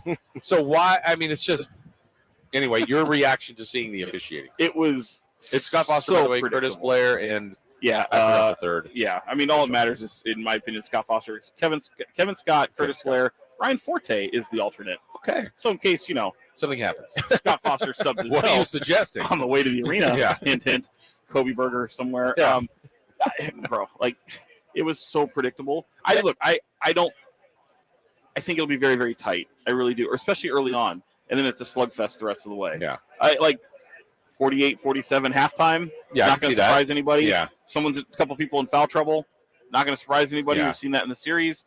Both fans probably riled up and salty. Some refs you suck chant. That's always fun. Oh yeah. Some prolonged like reviews, some challenges, if you will. Yeah. But Scott Foster getting all the TV time. So the most fiery person, without a doubt, we'd all agree, is Draymond. Right. But he also gets a longer leash. I think he gets. Of course. Yeah. I think there's a little bit of both. Sometimes I know he feels like they're only calling out on me because of my reputation. Yes. Duh. But also it's like because of your reputation, I think sometimes you get the longer leash. A sterling reputation. Yeah. With that. So I mean, I don't know. Is he in jeopardy? Does he have to be careful, or is he's going to be in? No, I think he's gonna let it fly. I mean, I don't think you can. I think if you're Draymond Green, you're going to do exactly what your team feeds off of. Steve Kerr says it all the time. He's like, for all the positives and negatives that Draymond Green can bring to a team, even if it's negative, our team thrives off it. They bring that energy off of it. Like Kings don't really have that guy. Yeah, and it's the thing. It's one of the question marks I had in the series. It's like not that who's going to be your hockey goon, but who's your identity with, and it's really De'Aaron Fox. Yeah. And he's talking to Draymond a ton of games. And look, Malik Monk, I've said it. Like the Kings look like world beaters when he's at his best. Yeah. And even if he's not at his best, he's chirping constantly, going back at him. My favorite moment, I think, in the series was when Trey Lyles smirked him off. Oh, really? He just, I don't remember that. Draymond's trying to get him going. They're right up at the free throw line.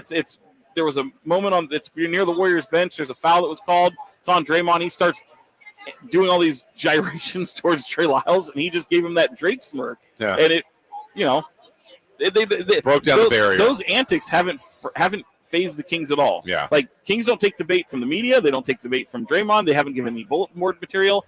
And the closest thing that's come to that is basically the swag that Malik Monk plays with, what he says on the court and what he says off the court, where it's like, no, you want to see what it looks like for us to play desperate? Tune in. Yeah.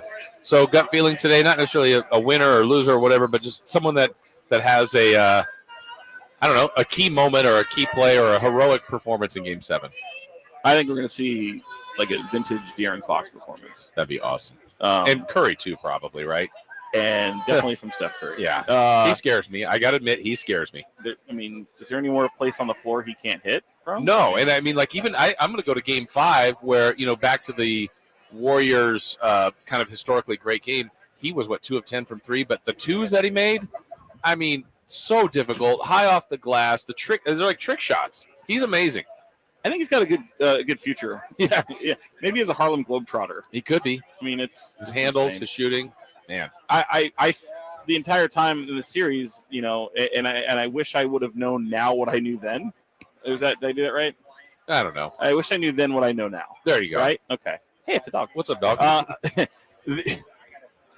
I thought playoff experience would totally shine through in this series. I do believe that. Yeah. But I also said there's a freedom in not knowing what you don't know. Yeah. And the pressure is just completely on the Warriors. Yeah. Coming in here. And look, some people poke fun at it, especially in the Bay Area, that it's like, hey, how cute is that you won a Pacific Division championship and no one's going to hang that banner in any other team in the division, let alone but you celebrate the successes that you've had. And I said it, like the Kings could get swept in this series, and it still doesn't take away from the building block that is this series, this season, and that is absolutely true. I mean, everybody within those walls have high expectations, and they think that they should win.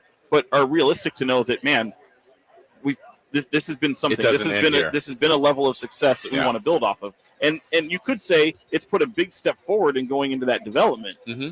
That being said, like they did, I think their biggest moment in the series, obviously, I mean, it's painfully obvious it is Game 6. Yeah. And I'm not a big believer in momentum in a series at all, but I am a big believer in home court advantage. Yeah. And this place is going to be. Oh, it's going to be absurd. It's going to be like for everything Game 1 was. Just talking to some of these players, like I felt Game 2 was a little bit of a letdown until the Draymond Green stirred him up, and then it was like that's a hornet's nest. Yeah, that is crazy. This one for Game 7, I don't care. You could. I know there's Warrior fans that are like, oh, we got screwed. That we've had a noon game, we've had a 5 o'clock game, we have less than 48 hours to prepare for this team. Yeah, but that's also the playoffs, and you know part of the deal. That's the virtue of why the regular season matters. That's why you come out here and get home court advantage, and it's going to play to your favor that way. Yeah. But you're the team with the playoff experience, so I think the Kings have everything going in their favor, except for the experience of being there and doing and that. They're getting it today. And 0-3 in the Sacramento era in game 7s, which so is irrelevant to today. Yeah, completely irrelevant. Yeah, but I love it. But I did pick the Warriors in 7. Yeah. Why'd you have to end with that? We were just signing off. Because I'm an idiot. Oh, well, you said that. You know what? I said this You've earlier. called yourself a genius and an idiot in one interview. I said this earlier. Have you met me, Chris? That it is okay to change. You now have 6 games of information in front of you. I do. So, like when you said 7, you had a belief of how the series would go. Now we're here. You can change your opinion. I won't. I won't. But just because I mean. I know we're not on YouTube, I don't think anymore, but I'm going the thumbs Yeah, down. what happened to that? I don't know. It's my computer. Kevin Herter broke it. He did. Yeah. I The will voice is on say, YouTube. Hello, YouTube. No, I mean, I think everything is setting up perfectly for the Kings. I really do. Okay. I'm one of these what I like to call a modern male in this century, What and does I that have mean? no problem being wrong Okay. at all. I don't. All right. Please let me be wrong. Yeah. I'm fine with that. I just don't want my reporting to be wrong. Yes. If you ask me my opinion, There's I'm opinion, fine with it. It's not facts. So, all right. Well, the modern male, Sean Cunningham. How buddy? Enjoy. I will. Thank you very much. Eggs in bulk in there or no? What's that? Are they eggs in bulk in there for the medium meal? I or hope no? so. I hope not. Those sometimes come calling. Yeah. Yeah. Third floor. Fourth floor, Arco. All right. That's Sean Cunningham. Thank you, Sean. Enjoyed it. And hopefully we're back here Tuesday. I will be. I will be then, too. All right. We got more coming up on our special Game 7 preview here. We're back with more on Sactown Sports at SactownSports.com. The only place you'll find Keegan Murray is Sactown Sports. Out to Keegan Murray, straight away for 3, and Keegan knocks down the triple. Hey, Sacramento, it's Keegan Murray, and you're listening to the home of Sacramento Kings, Sactown Sports. Your local sports leader. Carmichael Dave here, welcoming back my dear friends at Fire Wings. 21 different flavors. I had 4 of those 21 Saturday for the game, watching with the family. As always, breaded Malaysian curry. Yeah, you better bet I got that curry. Knocked it out of the park, too. Go to firewings.com to make your order. That's what we did. We ordered 2 hours in advance, picked it up. There's nothing better for the game than Fire Wings. Check out the locations nearest you. Fire Wings, just wing it. At aimyourdigital.com, we'll help you target the right audience, build your leads, and crush your quota. Take your business to the next level. Our digital marketing strategies help grow awareness of your product or service, all while building trust in your business. Our approach involves leveraging multiple tools and strategies to deliver exceptional results that are customized to your unique business needs. Don't wait to run out of sales leads. Keep your business growing. Get started with aimyourdigital.com today. There's really nothing better than hitting the open road in a new Honda. And at Northern California's #1 Honda dealer, Stockton Honda, we are proud to provide our best selection to get you there. Buying from Stockton Honda couldn't be smoother. Wherever the road you travel might lead, Stockton Honda is happy to get you there. Anytime, anywhere, it's all here. StocktonHonda.com. Based on 2022 total new and Honda certified pre-owned vehicle car sales from American Honda Motor Company's own report. Guys, did you know your testosterone affects everything in your system, including how you feel and perform every day? Right now, Revive Men's Health Sacramento will check your testosterone for free. Knowing your T levels is the first step in understanding if you have low T. Your testosterone level impacts your energy, libido, sleep, weight, hair loss, mood, and even ED. Maintaining an appropriate T level can change your whole life. Most men start to see changes in their hormone levels in their 30s. Experience and results matter. So what are you waiting for? Get your T levels checked today by local, experienced, and trusted men's health experts. They've helped thousands of men since 2011. They're so confident they can help you, they even guarantee it. Call Revive today and schedule your free testosterone test, free exam, and free consultation. Call Revive Men's Health at 916-277-8599. That's 916-277-8599. Or visit ReviveMen'sHealth.com. Kevin Lewis of National Garage Door. Whether you need to repair a broken spring, install a new opener, or buy a quality Rainer door, National Garage Door is here for you. Call us today to see how we can transform your house with a new garage door. 638-4554 National Garage Door.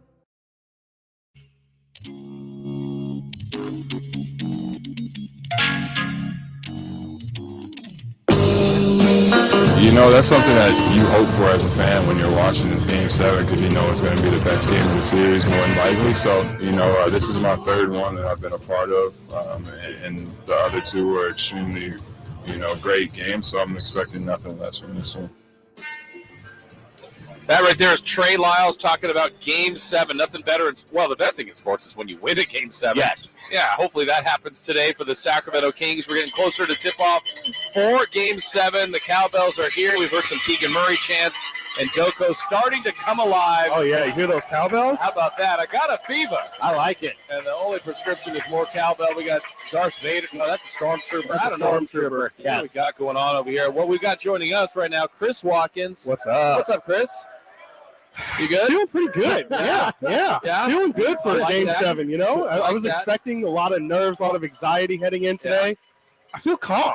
I like that. That's Confident good. in the storm. That's good. And Yeah. for Cattles and Ramie, maybe the smartest person in media, Ramie, because Ramie told Brian ahead Yes. of time, like, Light years ahead. hey, if there's a Game 7, I'd like to cover this. It's like you have the vision, Ramie. How did you know? I didn't. I honestly didn't. When they were up, it was when they were up 2-0. Oh, you called it then? No, Yeah. he called me into the office to talk about some other things. He was Yeah. like, "Hey, do you want to go to any of the playoff games? Do you want me to get your media pass? I'm a Game 7 to any guy. of the playoff games?" Yeah. And I had a comedy show on the night of Game 5. So I was like, I can't go to 5. I guess if I can get into 7, that'd be great. And here we are. I was hoping it wouldn't be necessary. You know what I mean? I was hoping it wouldn't be necessary, but it is. There's nothing like it in sports. I woke up today giddy, like a kid on Christmas Day, that I was going to get to be in the building for this one. It's pretty spectacular, guys. I mean, the history of Sacramento Kings basketball, 38 years. This is the fourth one, only the second one at home. It's going to be in this building. It's this building's biggest moment, right? I mean, has to be. Oh, easily, yeah. Every game or lose is the biggest moment. Yeah, this is definitely the biggest game in Golden One Center history. I was, Saturday round one. Yeah, round one. I know. They're just going to keep getting bigger. Every game that keeps happening here is going to continue to be the biggest one. That's the thing. That's the thing about playoff basketball is like if they win this one, you'll barely have a chance to be happy and breathe that sigh of relief, and then immediately it's on to LeBron and the Lakers. You know what I mean? That's the thing. Playoff basketball is literally hard on a fan's body. You know what I mean? Yeah. Like, this is going to be stressful and, like, intense today, and you're going to feel it in your bones. And if they win it, you're not even going to really have a chance to recover. It's on to the next one. All right, now I'm nervous. That you should be. Now we got you in the right emotions spot. Feel it. Yeah, you're so right, Ramie. I remember, the first couple of years of covering the Kings in the playoffs, and they would go out in the first round. But then the one year they advanced, they beat Phoenix in the next round. Round 2, they got swept by the Lakers. But I remember being just worn out. Yes, so they didn't even get through round 2. I can't even imagine what the Warriors have gone through and won 4 championships. Right. This is round 1. It's been a series, guys, that has lived up to and probably gone beyond what everyone thought. Right. Yeah. And Ramie, I said this earlier, like, again, it's going to end today, but I could see this for 13 games, for 17 games. Like, it has to end, but this has been great basketball. It's lived up to it. Yeah. Like it was billed as the best series in the first round of the NBA playoffs, and we got to give credit to the Warriors too for holding up their end of it. But it has been an absolute heavyweight slugfest between these two teams. And you love to see that from the Kings' perspective, especially because the Warriors got that in them. Yeah, right. You know what I mean? They've been there. They've done that. They've been through all the heavyweight fights. The fact that the Kings are standing toe-to-toe And I said the other day on Cattles and Ramie, I'm not here for moral victories yet. Right. It's not time for more. There'll be plenty of off season if and whenever this thing ends the way we don't want it to end. There'll be plenty of time for reflecting and looking back how great it was in moral victories. That's not what I'm saying here today, but it's such a great sign for this young team that they've stood toe to toe with this Warriors squad and pushed this thing to 7 and lived up to the billing of what this series was. Yeah, and Chris, to set this up, they had to win Game 6, and I bet I don't know, Kings fans have a reality check in them. Most of them probably thought they couldn't do it. I was skeptical. I go, look, it's a game. You, of course, have a chance to win. I think it's their best win they've ever had, based on circumstances, who they played, how good the Warriors are. Game 6 was incredible. Right, yeah, especially just from the unlikeliness of it all. Like you're saying, I mean, to go into the defending champs building, these are guys who have been here, done that on every single stage and every single scenario. And this is a Kings team who hasn't been in the playoffs in 16 seasons. And for them to show the poise and, just the mental side of the game to overcome all the obstacles that come with being on the road against a team like Golden State, and to go in their home in a game where Golden State, they didn't want to come here today. Right. They didn't want to have to make that bus trip down here and go to this Game 7 and make this game, this series longer than it needed to be. For the Kings to rise above all of that and get the victory in Game 6, I'm right there with you. I wasn't there I was really young when the Bibby shot happened, but that's, that Game 6 had to have been a top 3 moment in Kings history, Sacramento Kings history for sure. How great is it, guys? We're going to be in the building for this. It's going to be hot. It's going to be awesome. I can't wait. I mean, it's truly special. The atmosphere is going to be awesome. It's filling up more and more here at DOCO. It's different. Chris, you were out here for Game 1. Yeah. That was truly a party. Yes. But I feel like it's just going on around the city right now, and everybody's just like working their way closer to getting here. Right. I was surprised how busy the streets already were when I was like, I'm going to get there 2 hours before tip-off, 2+ hours before tip-off.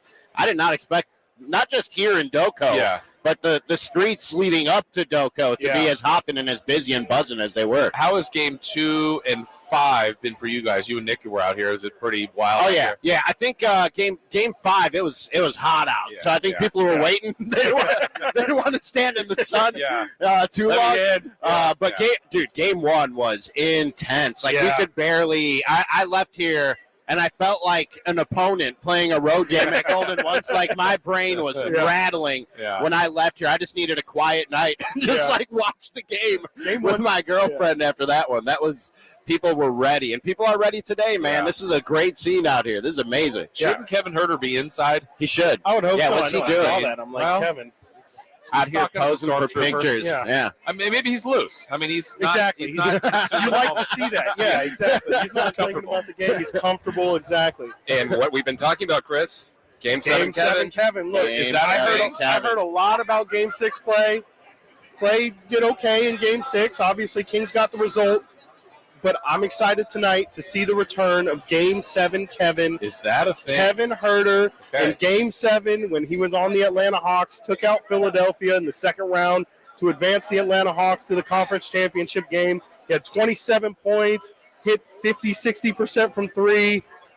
Team needed him to step up. We know Kevin's been up and down this series, looked to kind of find his shot a little bit in Game 6. I'm excited tonight to hopefully see Kevin Herter come out and bring out that Game 7 Kevin energy. I love it. Fans are starting to get Fans love it too. They heard me talking. They love it. They're rallying behind Chris. Yes, that's the Watkins effect. Yeah, right there. Yes. I was saying, guys, I don't know. We don't know how Game 7 will go, but if it duplicated anything that Game 6 did to the point where I don't know, it was 3:40 left, timeout. Kurt empties the bench. It's a 19-point lead. It's pretty much over. Could you imagine the 4 minutes and light the beam change? Oh, my gosh. If it happened like that. Because it might be like Game 1 where you have to wait for Curry to miss the 3, and then it's like you can't even – it's just like, celebrate, light the beam. Okay, here we go. I mean, I don't know how this is going to go, but it would be fun if the fans had a moment like that. I hope Kings fans get a chance to stretch out and light the beam chant today. That'd be fun. If indeed we are lighting a beam. Although you won't be able to see the beam for like 4 hours after the game goes final. There's a pill for that, right? Oh, my goodness. I think there will be people waiting here to see the Hours. game. Oh, if they absolutely. Were Oh, yeah, for sure. Tailgating after the game. Oh, we got sign lady out here. So bright, got to wear shades. She's ready for the beam. Yes. Game 7, guys. This is going to be great. Any kind of read as far as, I mean, the series has been so even, Chris. Like, so even. I mean, if someone said the Warriors are better, all right, how do you prove that? The Kings are better. How do you prove that? Like, I think the thing that has me feeling so calm and relaxed heading into this game is it feels like this game is all in the Kings' hands, okay? They have the home court behind them. We've seen all series long. It's really been a matter of if the Kings can hit their shots, it feels like they win the game. That sounds obvious. That sounds easy, but, going against this Golden State team, Game 7s are ugly. Game 7s, traditionally, they're not going to be 50% from the field, 40% from three like we saw in that Game 4 in Golden State. This is going to be a lot closer to a game like we saw in Game 6, maybe like a game that we saw in Game 3 where both teams are just struggling to find buckets, and it's going to come to who's more resilient and who can make shots at the end of the day. And Golden State's got some tough, good shot makers on their side. Steph, Clay, we've seen them hit big shots all series long, but the Kings also have such a huge amount of players who can hit shots and who can step up in big moments. I'm feeling good about the Kings' chances tonight. They just got to go out there and execute. They need Kevin Huerter. They need Keegan Murray. They need a better night from Domas. Yeah. And I think that's what we saw in Game 6 is that when all things are clicking and you have the whole ensemble contributing for this Kings team, I think they can beat the Warriors 8 times out of 10. Wow. When they're playing their best version of basketball. And I know a lot of people think, the Kings were lucky and healthy during the regular season where the Warriors weren't necessarily as healthy. And I think there's something to that. But for my money, when both these teams are clicking and you got the others contributing as far as Barnes, Huerter, Murray, I think this Kings team wins those types of games. So you just need those guys to show up for this one. Well, it's going to be fun. I know you guys are going to close out the show on our Game 7 special. I got to go get some shots up. Okay. Pre-game shots. In a suit? I told you they're tearaways. I got shorts on underneath. I got the Game 7 Kevin jersey on. I got the defensive player of the game chain underneath. I love it. All. I love it. He's ready. All right, Ramie and Chris will close this out. Again, game day will be coming up at 11. We're back for the pregame at noon. A G-Man with a call. It's all coming up right here on Sactown Sports. The only place you'll find De'Aaron Fox is Sactown Sports. Spins away from the defender. In the paint. Soft floater. That's a great play by De'Aaron Fox. Hey, Sacramento. It's De'Aaron Fox, and you're listening to the home of the Sacramento Kings, Sactown Sports. Your local sports leader. Hey, Scott, you look great. Yeah, I'm feeling good and have a new job. No, there's something different about the way you look. To be honest, a few months ago, I had an amazing robotic hair transplant procedure at XL Medicine. It's called the artist procedure. No way. Your hair looks completely natural, and you don't even have a scar. How did they do that? Dude, the artist system is amazing. I have this fantastic hairline, and I'm happy with my results. XL Medicine could probably help you too, buddy. Using the artist procedure, Dr. Singh and Dr. Graywall can target and harvest healthy hair follicles with micron-level accuracy from the back of your head and transplant them where you need it. The procedure is painless, and you'll be back doing your regular activities in a couple of days. Ask Dr. Singh and Dr. Graywall at XL Medicine about the artist procedure. Call today, 916-932-4470. That's 932-4470 for a complimentary in-person or Zoom consultation. Or on the web at xlmedicine.com. That's EXCEL medicine.com. See what the artist procedure can do for you. These are actors and not real patients. The following is a message from the future, sent by Jamie from Progressive. Back in 2023, you could get help from Progressive online, through our mobile app, or over the phone. But here, in the future, you'll be able to chat with us from space. Maybe you're asking, why are you spending time on insurance in space? Shouldn't you be sculpting something out of moon rocks or jumping around with no gravity? Insurance seems more like a back on Earth kind of thing, right? Actually, in the future, space is no big deal. Errands are totally appropriate. That was a message from the future. Get the help you need today with Progressive. Progressive Casualty Insurance Company, affiliates, and other insurers. When they're investigating, we can't stop watching. This month on BritBox, sit back, relax, and enjoy watching the detectives. Discover Britain's most bingeable mysteries, including the brand new season of Grace, the hit series based on the books by best-selling author Peter James. Unwind with the detectives you could watch all night long. Stream them all now exclusively on BritBox. Endlessly intriguing. Start your free trial at BritBox.com. Yeah, I'm so stressed. Our business is growing. We've got people all over now. Ooma. What is that? Meditation? I'm recommending the Ooma cloud phone system with auto attendant and more than 50 features. Ooma? Yep. Switching to Ooma is a cinch. Just $24.95 per month per user, plus taxes and fees. Ooma. Now you're feeling it. Find small business calm at ooma.com/radio. That's OOMA.com/radio. Right now, more than 100,000 children waiting in foster care need our help. The Dave Thomas Foundation for Adoption is focused on finding them safe, permanent homes. Learn more at davethomasfoundation.org.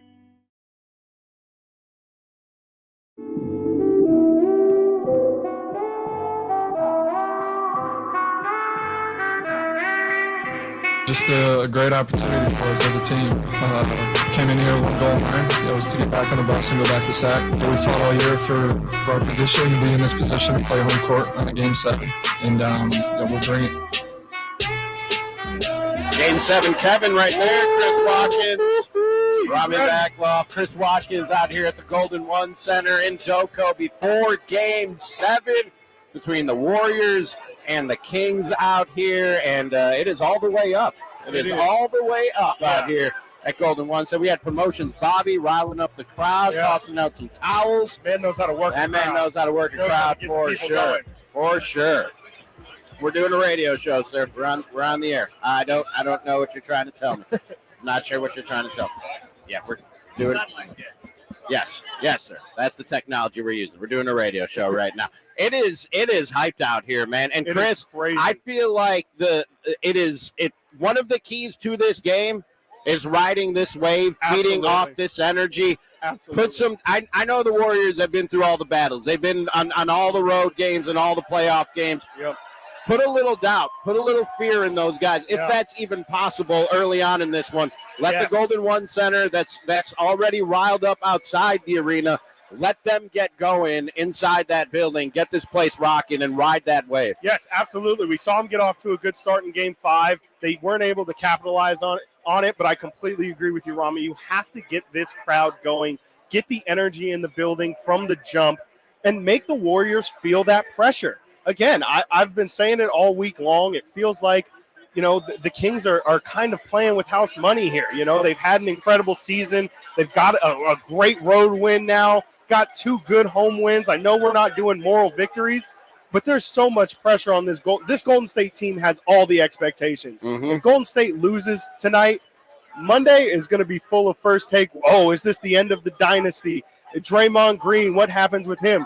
The Kings, this is all a great story. I want to see them put that pressure on Golden State early, make them feel this crowd, make them feel the energy. I also think that as we get to a Game 7, and I said this early in the series, Chris, that the deeper this series went, and especially if we got to a Game 7, advantage Kings with the younger, fresher legs over the Golden State Warriors. And I think that's especially the case after you look at how Mike Brown distributed minutes in Game 6 and as many minutes as the bench got. Whereas Steve Kerr, he's been tightening up his rotation as this series has gone along. Steph Curry's minutes have just gone up. I know they took those guys out at the end of the game because it was a blowout.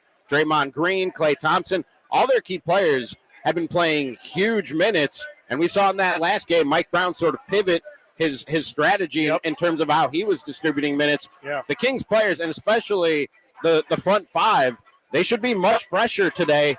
On top of the fact that they're just a younger, fresher team to start the series, I think advantage Kings that it's even at this point in the series. Absolutely. I mean, Golden State, I said it in the last segment, they didn't want to be here. They didn't want this series to go on longer than it needed to, in their opinion. They've played the most games of anybody these past 5 years with going to the championship. They've got more miles on their legs than everybody else. Steph Curry, Draymond Green, Klay Thompson, you mentioned all those guys. They've been playing all those games. Andrew Wiggins has only played 35 games this year. He came back after missing 2 months. He just got thrown into this series. He's done well so far, but as this series goes on, that's where you feel the effects of not being in basketball shape, not repeatedly, playing basketball games day in, day out. It's absolutely advantage Kings. You saw them turn the pace up in Game 6. They went to that smaller lineup. Really, Mike Brown wanted them to turn the Jets on at the beginning of the season. You're seeing the effects of that coaching now, where it's like Yes, I don't care if off a make, a miss, anything. You want this team running. You want them shooting as much as possible. Again, make them feel the impact of your youth and, don't let experience come into factor in these games. Do you think that was by plan or design that he was going to those lineups? Because Nick and I talked about it beforehand on the Cattles and Ramie show, weekdays 2 to 6. Yeah, 2 if to you're 6. not familiar. Great show. Thank you. I appreciate it. Fantastic. That Mike Brown was going to have a short leash in that game. If things weren't working, guys weren't clicking, shots weren't falling, he didn't have the time to give these guys the patience and the grace. It was do or die time in that game 6. Do you think he had all along intended to go to Terrence Davis in that smaller lineup? Yeah. Or was that just circumstances sort of forcing his hand? And do you think we see more of it today based on how it worked in game 6? It definitely was a back against the wall kind of move. It's a, all right, we can't leave anything out on the drawing board. If anything's going to work, we got to try it now. And going small, I thought Mike Brown made a fantastic point at the end of the last game when asked about why he went to that smaller lineup. Kevon Looney, you think, okay, this guy's getting 20 rebounds a game. How do we stop him? Put in the best rebounder in the NBA, Domantas Sabonis. Well, the Kings have been doing that for 4 or 5 games in a row. It didn't work. And so it's not like Kevon Looney could get 30, 40 rebounds in a game. He's already killing you. So for Mike Brown to be like, all right, he can't hurt us anymore, might as well try something new. It clearly worked. They went smaller. They went faster. They went more shooting. It helped out the Kings. I think tonight we see the same thing. Why mess with something that's not broke? It clearly threw off Golden State in game 6. They're going to make adjustments. You have to know Steve Kerr is not just going to lay back and say roll out the same game plan. But, I think it worked really well for Sacramento, and I don't see any reason why it wouldn't work against them. I was going to say the chess match of a series, but I like Mike Brown's description of it when the series started more than a chess match. He said it's like a game of whack-a-mole. Every time you solve one problem, another one pops up. And Mike Brown created another problem for Steve Kerr in Game 6 with that small lineup and more.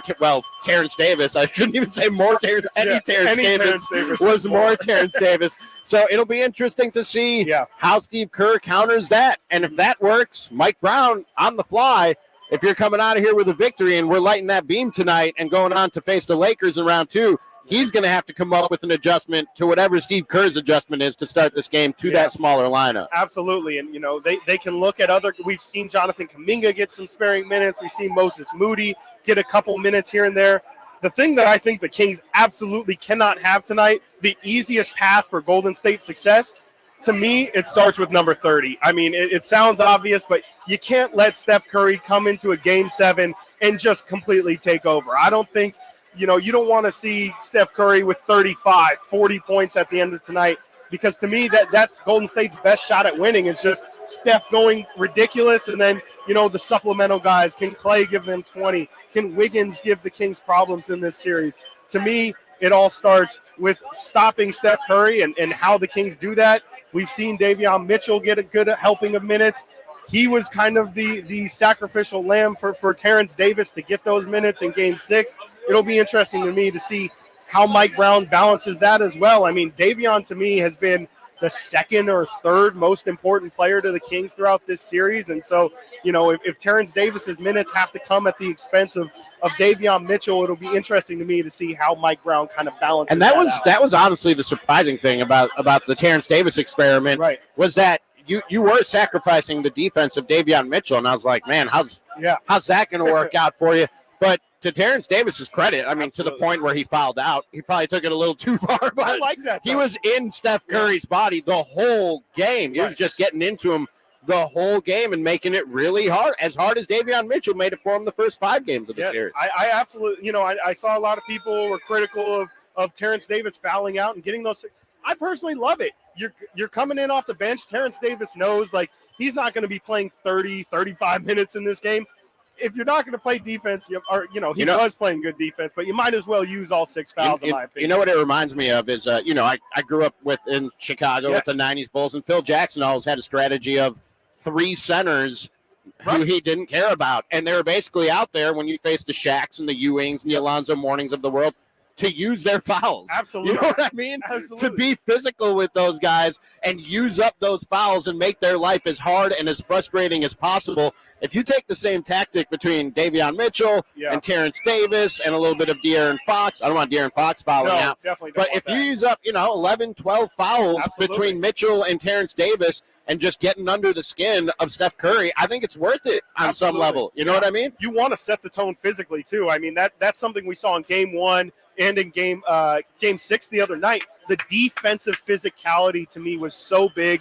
Makes Steph Curry feel uncomfortable. We know Steph Curry's a generational shooter, a generational player. He's going to get his stats regardless, but make it difficult for him. That's something we saw Davion Mitchell do all series long, is just Steph is going to get his points. He's going to get to his spots, but you got to make him work for it. You can't make it easy. You can't let the other guys get involved either. And, Ramie, I'm curious what you think. Foul trouble was a big point for the Kings in Game 6. Sabonis fouled out. Terrence Davis fouled out.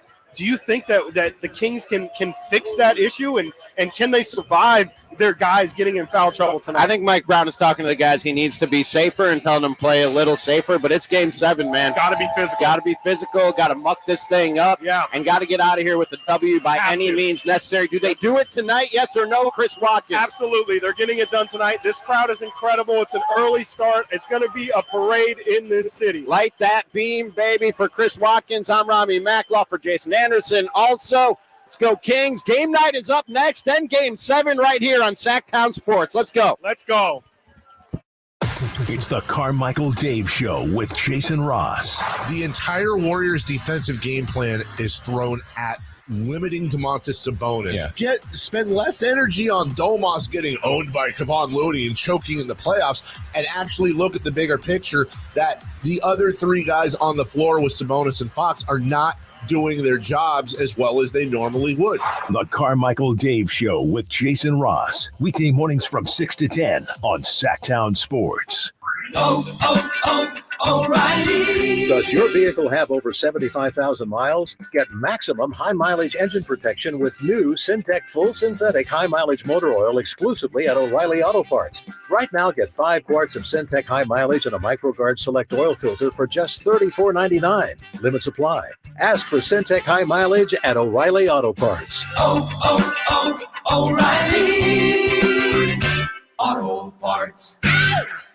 Get to Acura of Stockton, where precision-crafted performance is at your fingertips. Elevate your driving experience with a vehicle that's built to impress. Acura of Stockton has a great selection of new Acuras and customer service that will exceed your expectations. And right now, lease a new Acura TLX, MDX, or Integra with low lease rates available. Take luxury to a whole new level in a new Acura from Acura of Stockton and AcuraofStockton.com. Golf to Go is brought to you by the Hagen Oaks Golf Super Shop. Here's Frank LaRosa. Ed Singh, a mental performance consultant, years ago revealed the 5 biggest mental mistakes we golfers make. First, we think about our thinking. Even the best golfers have insecure thinking, but they don't concern themselves when those thoughts arise. Second, we blame external sources for our feelings. Rather than let a missed putt or tough weather affect us, we need to get more in control. Third, we believe that positive thoughts are better than negative thoughts. You'll think, well, I'm playing great, and then things begin to spiral down. Stay cool and always come back to the shot at hand. 4, we focus on the past or future. We can only experience what we focus on at the moment. So if focused on the past or future, you can't experience flow, satisfaction, or the present. Last, the zone is our true nature. Look at kids who are always in the moment with no strategy to get there. As my friend Paul says, putt like a child. That's your Golf to Go. I'm Frank LaRosa. Sorry, but we actually have a wait list for our Monstera. Shaw's greenhouse is really bringing in the green. We can't keep snake plants and stuff. She needs a construction manager to build on her roots and grow. We could add a whole section for ferns. And here we'd have dahlias, dahlias, and more dahlias. Indeed can help her hire great people fast. I need Indeed. Indeed you do. You can schedule and conduct virtual interviews all from your employer dashboard. Visit Indeed.com/credit and get $75 towards your first sponsored job. Terms and conditions apply. Psst. Hey, Mark, remember, getting help from Progressive is so easy. You can use the mobile app, chat with us online, or call us. And you pick now to tell me. I couldn't miss Little Grace's ballet recital. Oh, thanks for inviting me, by the way. Did I? Because you know I'm always here for you. Yeah. I can use the mobile app if I need help. Sorry, you're in my wife's seat, though. Oh, yeah, I gotta go anyway. Tell Grace she nailed her chassé. Get the help you need from Progressive with our mobile app, online chat, or over the phone. Progressive Casualty Insurance Company, affiliates, and other insurers. My name is Jamie Bowles, and I was diagnosed with non-small cell lung cancer in December of 2018. Nobody would even know looking at me that I have stage 4 lung cancer. And I'm grateful for biomarker testing for that. When I was sitting down with my oncologist, there was already state-of-the-art medication available that I was going to be put on right then and there. Ask your doctor how comprehensive biomarker testing before treatment may help you decide on the best treatment. Visit noonemissed.org to learn more. A public service message from Longevity Foundation. From the Power Business Technology Toshiba Studios. KHTKAM HD1 Sacramento, KYMX HD2 Sacramento. Your home for the biggest matchups in the NFL. Sactown Sports. It's time for game night, getting you ready for Sacramento Kings basketball. He's got the bucket! Game night is presented by Power Business Technology, your locally owned and managed Toshiba copier dealer. Contact them at 844-POWER-BZ or visit them at powercopiers.com. Here's your host, Scott Marsh, alongside the high flyer, Henry Turner. And a very pleasant good morning to you. Welcome inside the Golden One Center. We have moved our broadcast center from outside the DOCO inside the arena as we are getting you ready for Game 7, the first round of the Western Conference playoffs. It is win or go home, survive and advance. Every cliche you want, it counts today. Kings and Warriors getting it on. The winner will take on the LA Lakers in the Western Conference semifinals. The losers, well, as TNT likes to say, they're going fishing until next season as both teams getting warmed up and ready to go. The high flyer Henry Turner is here. I am as well, as we will take you until noon, getting you ready for Kings Live pregame. 12:30 tip today. The G-Man, as always, will have the call. The Kings, well, they're riding high after that win on Friday, that unexpected win to many as they went down the Chase Center and they did something that just really doesn't happen inside that building. They beat the Warriors in a playoff game. Golden State 14-1 prior to that game on Friday night. But the Kings able to stave off elimination and survive until the day. How did they do it? Well, they got off to an aggressive start. They went 8-0 to start that game. They never looked back. They never trailed in the second half. And quite honestly, they blew out the Golden State Warriors 118-99, that 19-point loss, the biggest loss for the Warriors ever in a home playoff game. So the Kings did something remarkable. But as we know, Henry, it's going to take something even more remarkable to get over the hump and get this one today. Are you nervous, my friend? I've been nervous all weekend long in anticipation for this one. How are you feeling right now? I'm feeling good, Scott. You know, I'm very proud of what this team has been able to do. You know, you just talked about how Herculean it was for the Sacramento Kings to go in to the Chase Center and be able to knock the champs off on their home floor. There's not been too many teams that have been able to do that, and especially not with their backs up against the wall the way the Kings were. So what they did, Saturday? Friday. What they did Friday, man, was just big time.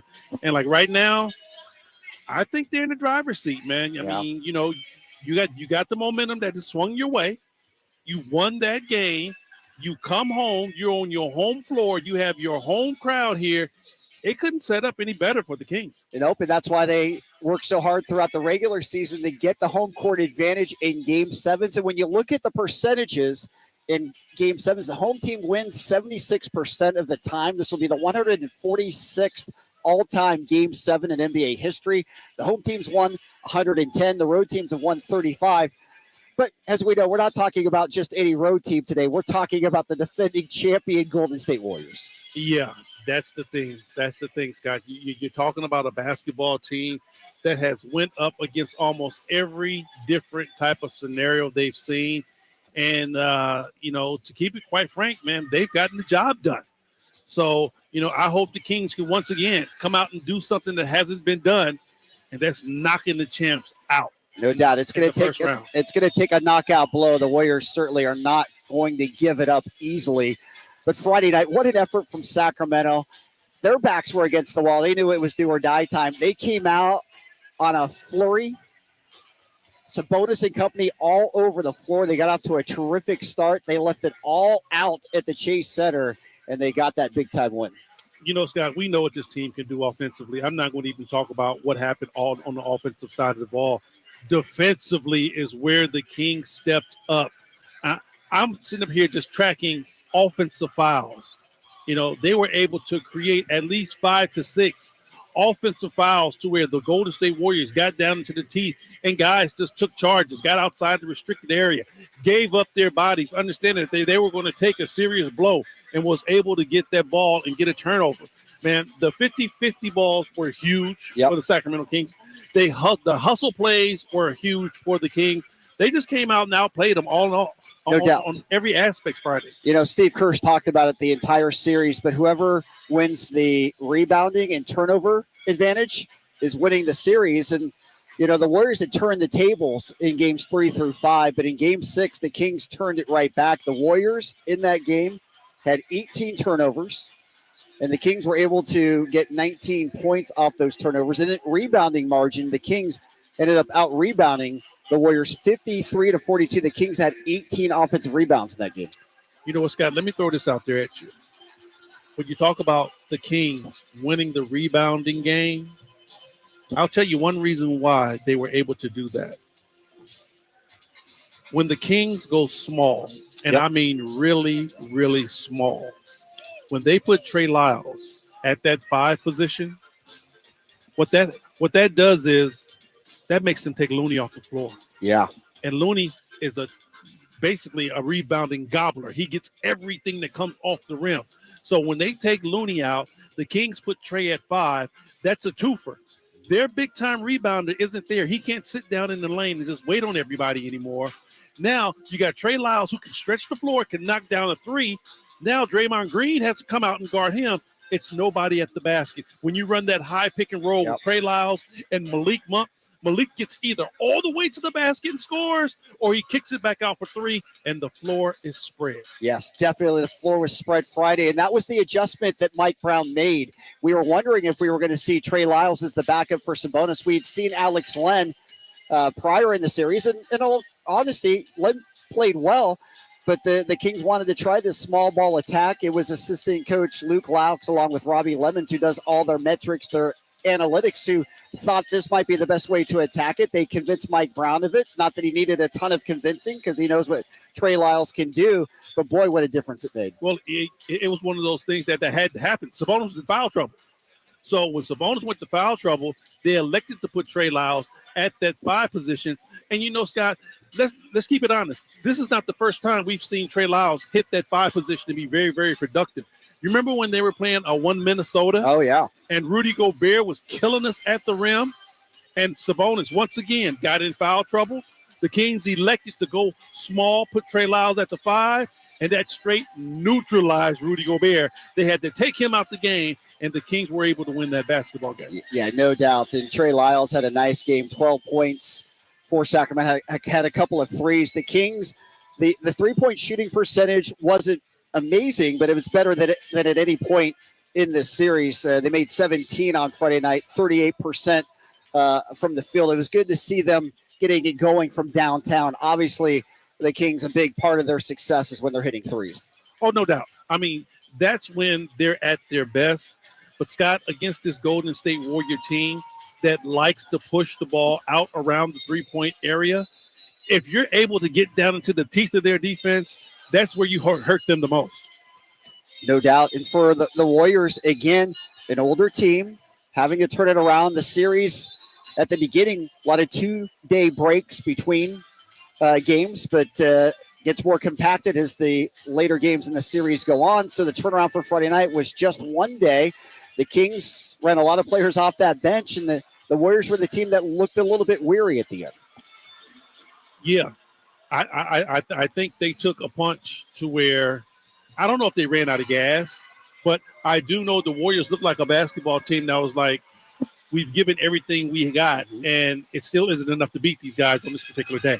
Yep, the Kings hoping to do the same thing today. Obviously, the Warriors will have a counter ready for today. if the Kings go small ball with Trey Lyles. And that's part of the matchup here. Part of the great subtext to this series has been the Steve Kerr-Mike Brown matchup, with Mike Brown having served as Steve Kerr's lead assistant. If you're on the Golden State side of the bench today, what do you do to counter what the Kings did on Friday night? They got one guy that they haven't been playing that they probably will try tonight if the Kings elect to go small like that, and I think that's Jonathan Kuminga. You know, I think Kuminga is the guy to where, you know, you can definitely put him in and play a small ball brand with him. But still, what happens with Kuminga is that he doesn't kill you on the rebounds the same way that Looney does, and then he isn't a big shot blocking presence the same way Looney is down there in the middle. So I think still, even if they elect to play Kuminga, the Kings still can utilize that as far as spreading the floor and being able to get downhill and get to the rim. Yeah, no doubt. And again, the combination of Fox and Monk, they were the best two players on the floor. We saw that in game one as well. Fox, despite the broken index finger, 26 points, 11 assists, 3 steals. He was amazing out there, especially given the circumstances. Man, De'Aaron Fox has been just crazy this year. Yes, he has. Not just in this series, this year. The things that this young man has been able to do, the way he's led this basketball team, I mean, my hat goes off to him, and I salute him with the highest honor. He has definitely brought this basketball team back to the forefront when you're talking about playing great basketball. And how about Malik Monk? He came up with 28 points. He had 7 rebounds. He had 4 assists. He had a couple of blocks. He had a steal. He brought the aggression, was attacking with reckless abandon, and boy, was he fantastic. That's the Malik Monk you need, Scott. That's the Malik Monk that has to be out there. And the one good thing that happens when Malik Monk has the bounce in his step and he's playing that style of basketball, it gives De'Aaron a chance to rest. Now the focus isn't all on De'Aaron. De'Aaron gets to be a complimentary player, and now Malik Monk does the work with the basketball, and then that gives him another drive and kick guy because De'Aaron can knock down a 3. So let's say if Malik Monk is facilitating, he's handling the basketball, doing the high pick and roll with Trey Lyles, you're going to have the rookie on one side who knocks down 3s. You're going to have probably Kevin Huerter on another side, and then De'Aaron Fox. Yep. And it's like, pick your poison. Which one of those guys are you going to let just shoot a wide open 3-pointer? It works. It works a lot. It was getting the paint and spray, as Mike Brown likes to talk about. We also saw a Terrence Davis sighting on Friday night. He played 19 minutes, and I just thought his pace out there, his ability to get up and down the floor was valuable just in that respect, if nothing else. I think it was just the aggression that he brought, being able now. He fouled. He did. He fouled out the game in his 19 minutes. He fouled, and I'm with that. You know what? You're only going to play a certain amount of minutes. And the way that they were letting them play, Scott, the referees were letting them be very physical out there on the floor. So, Trey, I've been in that situation to where, okay, coaches put me in the game and say, Henry, you got 6 fouls. I don't care how you use them, but you use them. Do not come out the game with something left in the tank. You go out there and you be as aggressive as you possibly can. You wear that guy out. You wear him down. So maybe in the fourth quarter, Steph can't shoot 3s from the logo. No doubt. All right, the crowd is piling in. The doors are open here at Golden One Center. It is a gorgeous day outside of the DOCO, and it's going to be an incredible day inside for Game 7, Kings and Warriors. The winner to take on the Lakers in the next round. We'll talk about the Lakers on Friday night blowing out the Grizz. We'll get to that later on. Game day, as always, being brought to you by Power Business Technology. Experience for yourself how the Power of Family can help you with all your business copier needs. Give them a call today, 1-844-POWER-BZ, or simply go to powercopiers.com. Game day continues. We'll focus in on Game 7 here.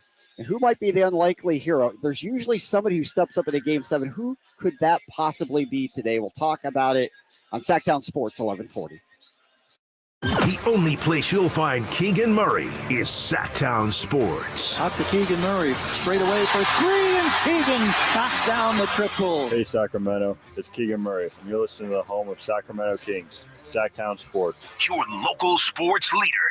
Hey, Scott, you look great. Yeah, I'm feeling good and have a new job. No, there's something different about the way you look. To be honest, a few months ago, I had an amazing robotic hair transplant procedure at Excel Medicine. It's called the artist procedure. No way. Your hair looks completely natural, and you don't even have a scar. How did they do that? Dude, the artist system is amazing. I have this fantastic hairline, and I'm happy with my results. Excel Medicine could probably help you too, buddy.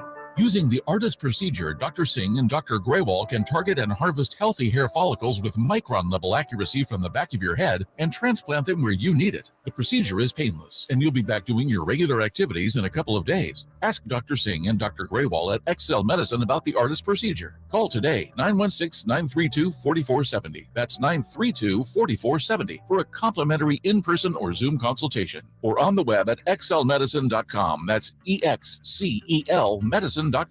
See what the artist procedure can do for you. These are actors and not real patients. Jiffy Lube's Country in the Park, Northern California's biggest country music festival of the year, is back May 5th and 6th at Cal Expo, starring Lady A, Chris Young, Brett Eldridge, and so many more. Plus, a Boots Boot and Line Dance Saloon, interactive lounges, and Sacramento's best food trucks. Weekend passes start at just $80. Tickets are on sale now at SactownSports.com. Country in the Park, brought to you by Cache Creek Casino Resort, Hanley's Western Wear, and Quick Hall Car Wash. There's really nothing better than hitting the open road in a new Honda. And at Northern California's #1 Honda dealer, Stockton Honda, we are proud to provide our best selection to get you there. Buying from Stockton Honda couldn't be smoother. Wherever the road you travel might lead, Stockton Honda is happy to get you there. Anytime, anywhere, it's all here.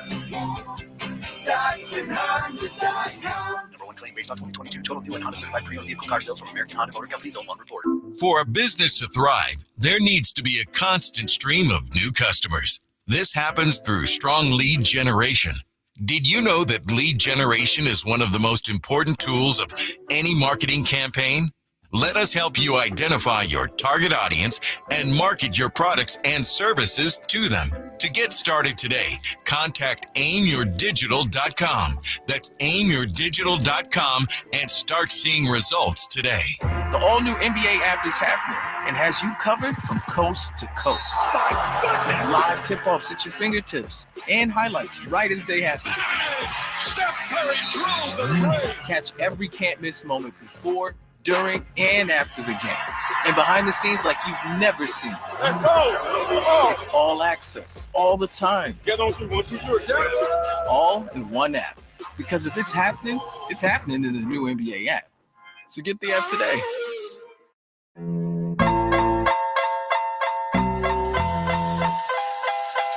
Welcome back inside the Golden One Center. The anticipation is building. We are about 90 minutes away from tip-off, the nationally televised game, Kings and Warriors Game 7. All that's on the line is advancing to the Western Conference semifinals at a date on Tuesday versus the Los Angeles Lakers. Scott Marshall on with the high flyer, Henry Turner. The Kings winning 118-99 in Chase Center on Friday to even out the series at 3 games apiece. We know the playoffs are a different level of basketball, Henry. We have seen that, right? The physicality is picked up. We knew that, but it's been all verified. But now we're in a Game 7 situation, and that even takes on a different level of playoff basketball. Am I right about that? Yes. Game 7s are always a different animal, Scott, because it's win or go home. Yep. You know, and the animal world is eat or be eaten. So, you know, you have it's dog eat dog, man. I mean, you really got to go out there and take it in that aspect of there is no tomorrow. So hopefully these guys understand that. No doubt. The Warriors have the experience factor. They have lived it many times along their playoff run, their 4 titles in the last 8 years. It's a new experience for the Kings. And for Sacramento, it's been 20 years since they've been in a Game 7 scenario. Of course, everybody remembers the epic Game 7 in 2002 versus the Lakers at home. That was kind of the defining moment of that era, and that, of course, didn't go to Kings' way, losing in overtime. A lot of nervousness in that building. The Kings missed 14 free throws in that game. You can't compare eras, obviously. This is a little bit different. The Kings won game one of this series. The Kings lost game one to the Lakers back then. Of course, the Kings winning game 6 on the road. We know game 6 of that series. Everybody still thinks the officials threw that game for the Lakers. But today will definitely be interesting, and we'll see if there is a difference just amongst the Butterflies, and we'll see how the Kings respond to all of this. You know, Scott, if you're in a Sacramento King uniform, it all comes down to this. Are you ready to go on vacation, or are you ready to keep playing? Yeah. You know, which one you want to do the most? Do you want to keep this thing rolling? Do you want to go up against the Los Angeles Lakers in another series and fight another day, or are you good? Are you going to say, okay, this is good enough, fellas? We enjoyed this, and we're done.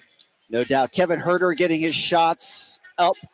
Huerter struggled in this series. He did get it going in the second half. He had 1 point at halftime, no rebounds, no assists, and I kind of was wondering if we would see Kevin Huerter in the second half. Mike Brown stuck with him. The game plan was to continue to play small.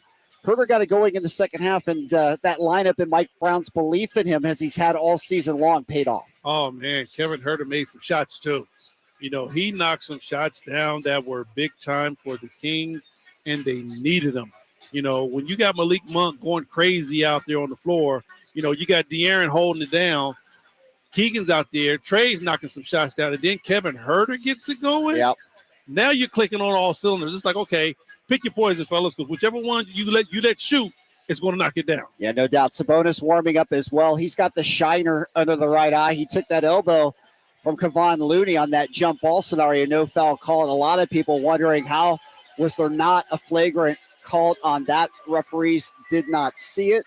A lot of people felt it was the Game 6 moment, kind of when Kobe got Dibby right across the chops, and nothing was called, for people to go back in the day. Overall, how do you feel like the officiating has been in this series? Atrocious. They have missed so many calls. They have been so just up and down. No consistency. And I'm not really talking about, Scott, how they're officiating the game.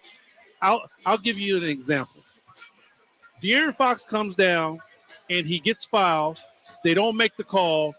He expresses how he feels. Gets teed up immediately. Yep. Immediately. Draymond Green goes over and barks. Yep. I mean, barks and keep barking about what's going on, what's happening, and they never, ever, ever, ever give him a technical foul. Yeah. I'm like, how much of a long leash are you going to give Draymond Green, but De'Aaron can't express how he feels? It feels like there's been no rhyme or reason on tees at all in this series, and really throughout the NBA playoffs so far. That's just one thing, though, Scott, that I really can't get along with, because it is supposed to be balanced across the board. All right, if you're not going to call fouls, right, you're going to call it tight, do that, but do it on both sides. If you're going to let guys play, you're going to let them get a little aggressive. Okay, this is the playoffs. We're going to let the players do what they do. Do it on both sides. But to let Draymond Green just have his way, and we know about Draymond, okay? He has history. We're not just talking about just a regular guy. Draymond has history of barking and screaming and hollering. If you're going to let him do it, let De'Aaron say what he wants to say. No doubt. And obviously Draymond's played a huge part in this series for what he's done on and with the fans as well. We know about Game 2, the ejection, Game 3, the suspension, egging on Kings fans here today. We know he'll get mercilessly booed every time he touches the ball. He comes into the game and all of that. What does Draymond Green have up his sleeve today? What do you expect from him in a Game 7? More of what he does, trying to be disruptive, trying to run his basketball team. Scott, I still think Looney is the X factor to this game. If you take Looney off the floor, that's at least 15 rebounds you don't have to worry about. And more so than that, Scott, it's 15 rebounds, but it's the 6-7 second chance points that you give the Golden State Warriors. Yep. You know, if you're going to give Steph Curry 2 shots at a 3, he's going to make 1. Same thing with Clay and almost same thing with Wiggins. If you give them 2 chances at the exact same shot, they're going to knock down 1, and that's what kills them. No doubt. Speaking of Steph Curry, he is going through his legendary pregame routine right now. The ball handling skills on full effect. And obviously Steph Curry's been great in this series. He's been averaging over 30 points per game. No doubt he's going to have a good game here today. You just can't let Steph totally take over this one today.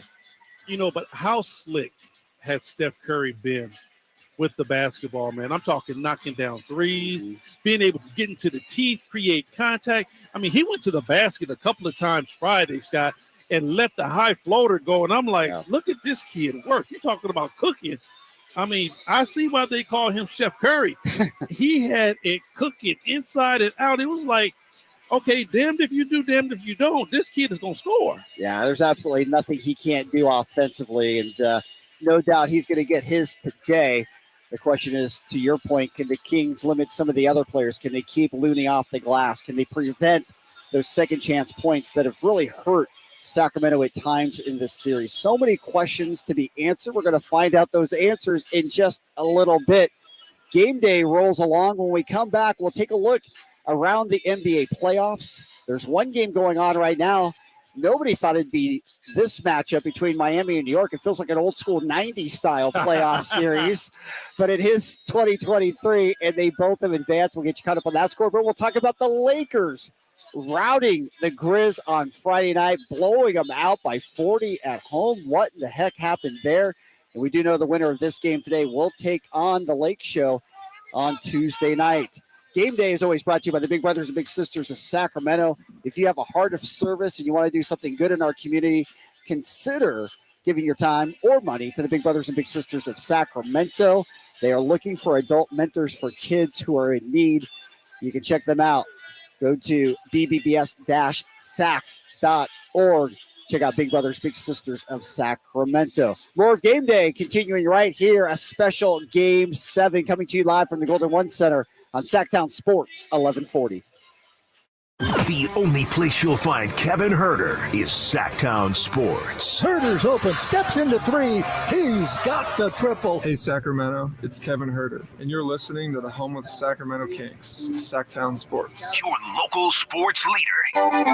The wait is over. Maida Subaru has a great selection of new Subarus in stock, more arriving daily, and big savings on all of them. And you can see all the savings at maidasubaru.com. So what are you waiting for?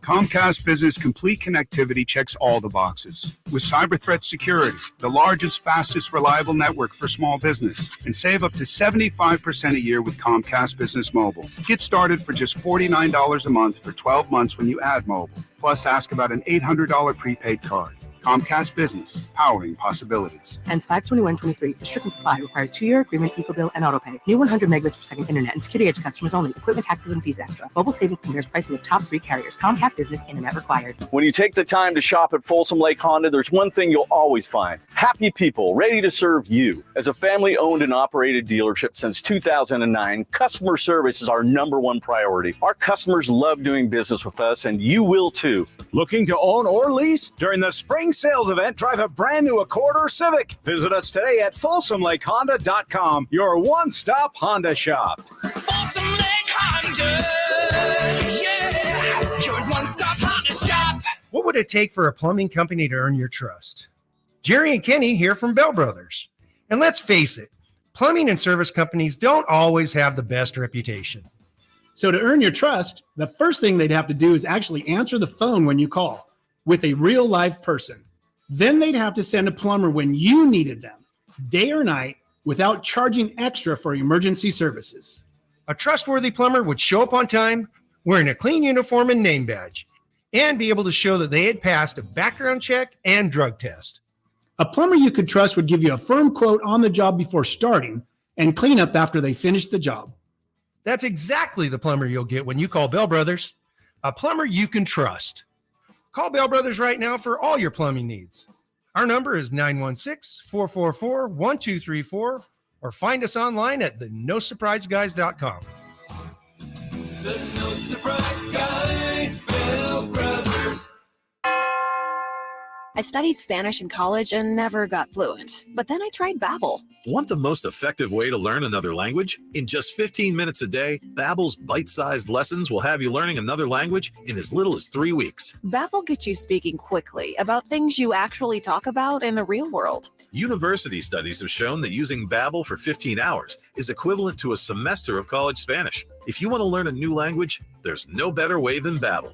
Go to Babbel.com to try Babbel for free. That's Babbel.com. Feel and hear the power of America's muscle cars and more at the Trans Am Speed Fest, May 5th through 7th at WeatherTech Raceway, Laguna Seca. Enjoy the open race paddock and be immersed among the teams. From the top of the corkscrew to the bottom of turn 1, it's 3 days of racing thrills for the whole family. For tickets, call 831-242-8200. That's 831-242-8200. Or visit WeatherTechRaceway.com. The Trans Am Speed Fest, May 5th through 7th at WeatherTech Raceway, Laguna Seca in Monterey.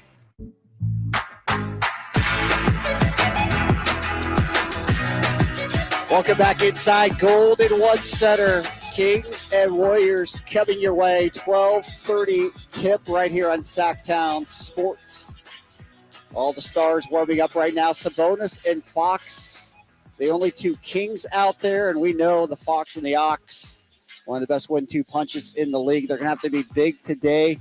Garrett again looks like that finger is feeling fine, burying threes out there. We know it's a challenge for him. He's admitted that he's felt pain since breaking it a week ago. So we'll see how he's able to respond in Game 7. And then, of course, the other way, it's Steph Curry getting his shots up and getting ready for this one. We'll continue to break down Kings and Warriors here. Kings Live pregame coming up at 12 o'clock. Right now, let's go around and get you caught up on the NBA playoff scoreboard. It's brought to you by Mita Subaru, caring for our community and our customers for over 30 years. One game going on right now, third quarter action, Game 1 of the Eastern Conference semifinals. The Miami Heat at the Garden to take on the Knicks. They're tied at 61 right now. And again, the Heat getting there has an 8th seed, upsetting the Milwaukee Bucks, which was amazing. Jimmy Butler has been incredible in the playoffs. And the Knicks upsetting the Cavs. Jalen Brunson, who's been amazing for New York. And this will be a great series. I mean, nobody predicted it because everybody thought it was going to be Bucks and Cavs. But Miami, New York, that's a good rivalry right there. It's a good rivalry, Scott, but I'm telling you, I'm loving the parity in the league right now because, like you said, everybody knew it was just going to be the Cavs and Milwaukee. Everybody knew it. They were talking about it from day one. But, man, that just goes to show you have to come ready to play. And if you're able to hit your main stride at the end of the year when playoff time comes, that's when you can play some of your best basketball. No doubt. There's just something magical about playoff basketball inside MSG. Oh, no doubt. I mean, it's been a long time since it has. It's been a long time since the God's been there, but Madison Square Garden to playoff basketball, man, is synonymous with one another. There's not a larger stage than that. Of course, last night, Game 1 of the other Western Conference semifinal got underway, and it was blowout city. The Nuggets blowing out the Suns, 125-107. Jamal Murray, 34 points in that game. He was fantastic. And Denver off to a great start. I know you like the Nuggets a lot. A lot of people think the Suns are the best team in the West, but boy, Denver off to a great start. I told you, Scott, that was concerning yesterday, wasn't it? Oh, yeah. I mean, Denver came out and did exactly what they were supposed to do. And that was to let everybody know that they are the dominant team. You remember when we talked early on, I said, man, Denver gets no respect. Yep. Denver has been in the number one spot the whole year, and they get no respect. Well, I tell you what, people are looking at them now and saying, hey, they're a hell of a basketball club. They've got everybody's attention, that's for sure. Definitely the Suns. Phoenix will try to even up the series in Game 2, try to get a win on the road. Denver's been a terrific home court team all season long, 34-7 in the regular season. Of course, Denver's a tough place to travel to in the regular season. Playoffs, maybe that wears off after multiple games, but still a tough place to play, obviously. And do it wear off? I don't know. We'll find out. I don't know, Scott. I mean, it may not. Seemed like every time we went to Denver, it was there. You know?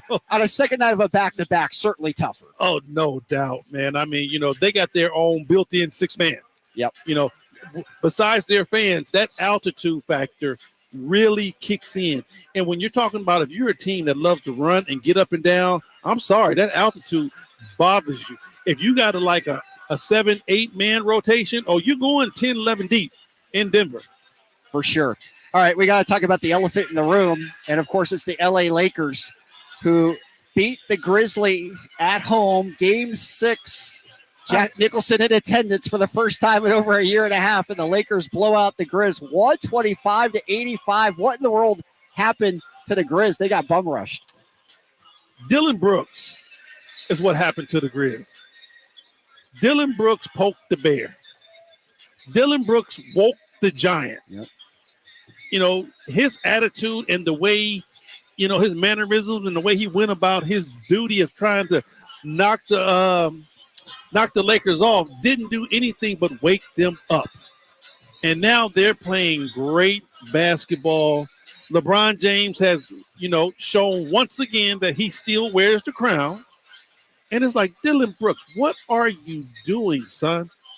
If I'm Dylan Brooks and I'm playing the Lakers and we're trying to knock them out, I don't say a word to LeBron. Not one word until everything is said and done. Then I can talk my trash. But up until then, I'm going to let you go about your merry way. No doubt. It was definitely a strategic mistake and just another sign of immaturity with this Memphis team. And talk about a whimper. Brooks in Game 6, 10 points on 4 of 11 shooting, just 4 rebounds. Morant only had 10 points. Jackson 14, Bain 15. I mean, they did nothing. That was coming off an impressive win in Game 5, and people were starting to say, are the Lakers old? Can they keep up with the young Grizz? Are they going to be able to counter back with just a day's rest? Well, the Lakers answered all those questions and more. Well, kind of sound like the Warriors we have going right now. I agree. They're old. Can they hang with the Sacramento Kings? Yeah. But it's a different scenario because I don't think the Kings have the arrogance of, we're going to blow these guys out. Not at all. I think they have the respect factor and they understand, the task at hand, understanding who they're playing and how dangerous this basketball team can be at particular times. Yep. And again, one day at a time. But if the Kings were to win today, we do know they would be hosting the Lakers here on Tuesday night. Oh, my God. Would that be epic? This series has been crazy. Every game here for the Kings. But for the nostalgia. Yes. For the nostalgia of all Kings fans. Oh, my God. If we could fire it up here Tuesday against the Lakers for a 7-game, that would be our season right there. That's our championship right there. Without a doubt. And again, the Kings Warriors are now become a rivalry. They weren't really before. I mean, they never matched up in the playoffs in 38 years, which is hard to believe, but absolutely true. And I feel like with the Kings winning Game 6 on the road, Kings don't win today, we're going to be disappointed, and it's going to take a while to get over. But I don't feel like it would have the same scar damage. Let's say we get into a series versus the Lakers. That, to me, feels like a must-win series just from a psychological standpoint for Sacramento fans. Boy, you keep bringing up this Laker thing. It's true, though, isn't it? I still feel it from 23 years ago. It's tough, man. It's hard to swallow, but I'll tell you what. I don't care what goes on with this basketball team, Scott. They have done a hell of a job. Mike Brown has done a hell of a job. These players have come out and played their hearts out, and every Sacramento Kings fan has gotten their money's worth, and these guys have come out and laid everything on the line for these fans. They have. It's the only Game 7 of the first round. It's about to take place. Now, tomorrow night, we should mention, too, the other Eastern Conference final. It's Philadelphia and Boston, which might be the best matchup of all the semifinals. Boy, what a great historic NBA matchup of two great teams. But the buzzkill on that one, right now, Joel Embiid is listed as doubtful for Game 1. Scott, that's what I hate. That's what I really hate because you get these two powerhouse teams together. It's kind of like the Cinderella story. You get both of these teams. Everything has been amped up about both of these teams finally meeting. So you finally get this boxing match, the Thriller in Manila. Yes. And then all of a sudden, your heavyweight contenders hurt.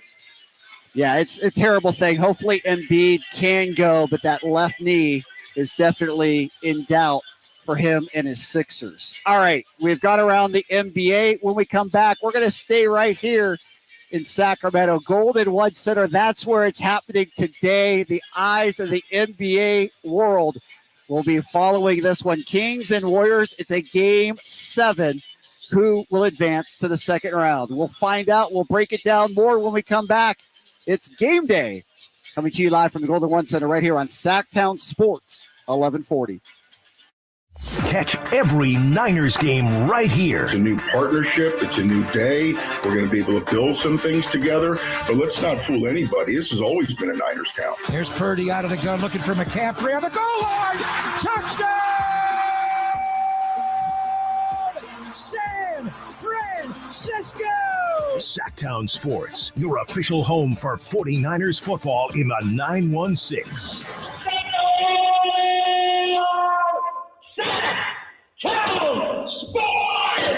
I'm Howard Makhlouf, founder of Innovation Refunds. You've heard me talking about the payroll tax refund for months. If you own a business, even if you've asked your CPA about this, you owe it to yourself to take another look. We provide a licensed and insured tax attorney who evaluates your company at my expense to determine eligibility. Businesses of all types can qualify, so go to getrefunds.com to potentially get a payroll tax refund of up to $26,000 per employee. Download the Innovation Refunds app or go to getrefunds.com, getrefunds.com. Yeah, I'm so stressed. Our business is growing. We've got people all over now. Ooma. What is that? Meditation? I'm recommending the Ooma cloud phone system with auto attendant and more than 50 features.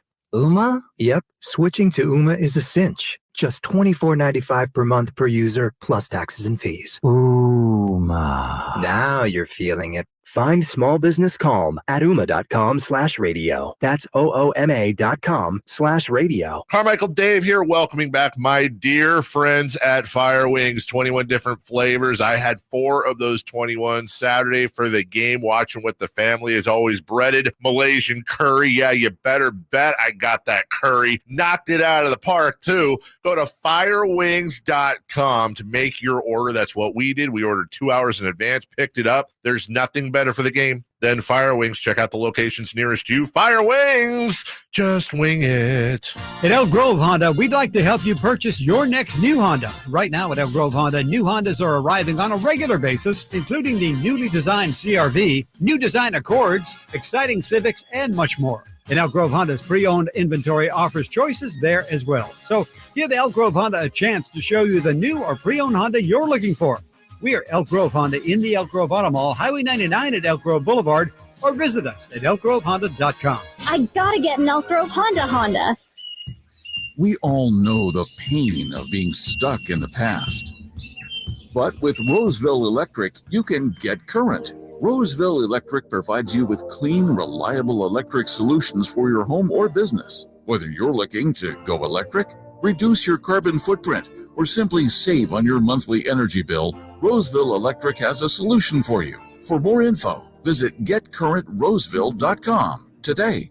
The Hagen Oaks Golf Super Shop garage sale of nearly new showroom clubs is on right now. With discounts up to 75%, you'll find full sets of irons, metalwoods, wedges, and more at the Hagen Oaks garage sale featuring $500,000 in Cleveland, Strixon, and Zexio closeout inventory. This kind of opportunity is rare and available right now. Visit the Hagen Oaks garage sale and find discounts up to 75% on selected clubs at the Hagen Oaks Golf Super Shop, the #1 choice for golfers everywhere.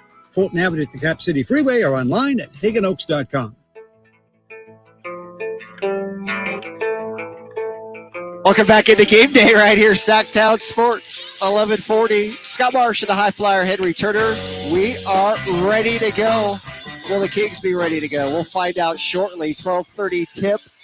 Game on national TV today. It's the A crew, Mike Breen, Jeff Van Gundy, and Mark Jackson, who also called Game 6 in San Francisco. They are in the house for this one today. The crowd is here early, as you would expect. The vibe already at a fever pitch here inside the arena. It's time to give you the Who's on the Floor report. It's brought to you by Bridgehaven Homes. As we know, selling your house can be stressful. Well, Bridgehaven Homes, what they do is they take that stress away from you. If you're looking to sell your house, you either call our friends at Bridgehaven Homes or check them out online, bridgehavenhomes.com. The injury report, as you would expect, it's light today. Matthew Dellavedova, he's out with the broken thumb. We know that, or broken finger. And Andre Iguodala, who has not played in the series, unavailable with his wrist as well. Everybody else will go. And as the adage goes, it's true. As sports have been played forever in a Game 7, it's all hands on deck. Everybody will be available today to play in this one. We do, Scott. Everybody has to be ready to go. You know, there's no tomorrow. And you really have to understand that. If the Sacramento Kings can really get that in their minds that there is no more tomorrow, if they don't come out and play the way they need to play, then it's over. But I think these guys understand. You know, I had a chance to talk to De'Aaron after the game Friday, you know, before he got on the bus. And, you know, he was hyped about the win, but he definitely told me, he was like, OG, it still ain't done. It's not over. So hopefully those guys know, and they got one more to make this happen. That's pretty cool that De'Aaron's calling you the OG. Oh, man, I'm triple OG, That's man. pretty cool. I'm triple OG. I like that. Yeah. That's awesome, man. We know the building's going to be off the charts today. The roof could blow off G1C with a win. But I'm asking in all seriousness, is home court an advantage for the Kings? We know the Kings. Yes. Well, let me finish everything, then you can tell me why I'm wrong, which I know you'll do. The Kings had more road wins during the season than home wins. We talked about the home court advantage during the regular season. Correct. At times trying to figure out why it wasn't more of one. The Warriors a terrible road team, but we know what this team has done in playoff series, the veteran leadership, all of that. It seems like if there's a team that wouldn't be fazed by any of it, it would be the Golden State Warriors. Yeah, because they've seen everything. Right. So my question back now, is the home court a huge advantage today? I think so for the Kings, because you went into hostile waters. Yep. And you were able to succeed. So coming back here and understanding the magnitude of the situation, and you have everybody in the building behind you. Does it make it, in a sense, more pressure on you? No.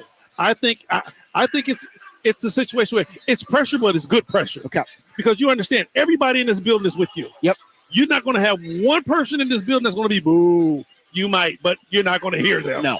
You know, so you definitely have momentum on your side. So once again, I'm expecting something big out of this basketball team. But Scott, you want to talk about something crazy? You and I both, we went to Frisco. Yes. How nutty was it in this building when the Kings pulled it off? I wish we had a camera here to where we could have seen the reaction to these fans when the Kings went down to Chase Center and pulled it out. Yeah, that viewing party, they've been off the charts here for the road games. And obviously being inside Chase Center, you know, it was eerie for that Friday game, 5 o'clock tip. Half the crowd wasn't there. There was a lot of yellow shirts masking as Warrior fans to start that game. As you know, it's just so tough to get to that arena, especially on a Friday afternoon in San Francisco.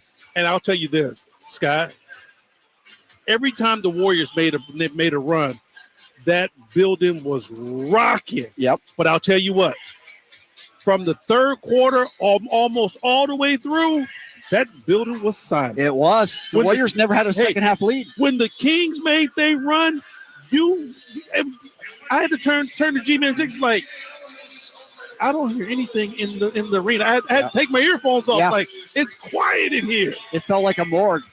In terms of most impressive wins in Kings history, where would you rank Friday night? I mean, going into the Lions' Den, upsetting the champs on a closeout situation, to me, that's right at the top of the list in the 38 years of Sacramento Kings basketball. You know, I try not to compare the two because, you know, like you say, it's definitely two different eras. Sure. But I will say for this era, since G1 has been here, because I look at G1 as starting the era over. Yep. As far as the G1 era, that was the biggest game in their history. Agreed. In Frisco. Agreed. All right, let's put it in perspective for tonight. For the Warriors, okay, they have never lost a first-round series under Steve Kerr. They're 6-0. And in their 18 Western Conference matchups, they're 18-0. They've won 18 consecutive Western Conference series.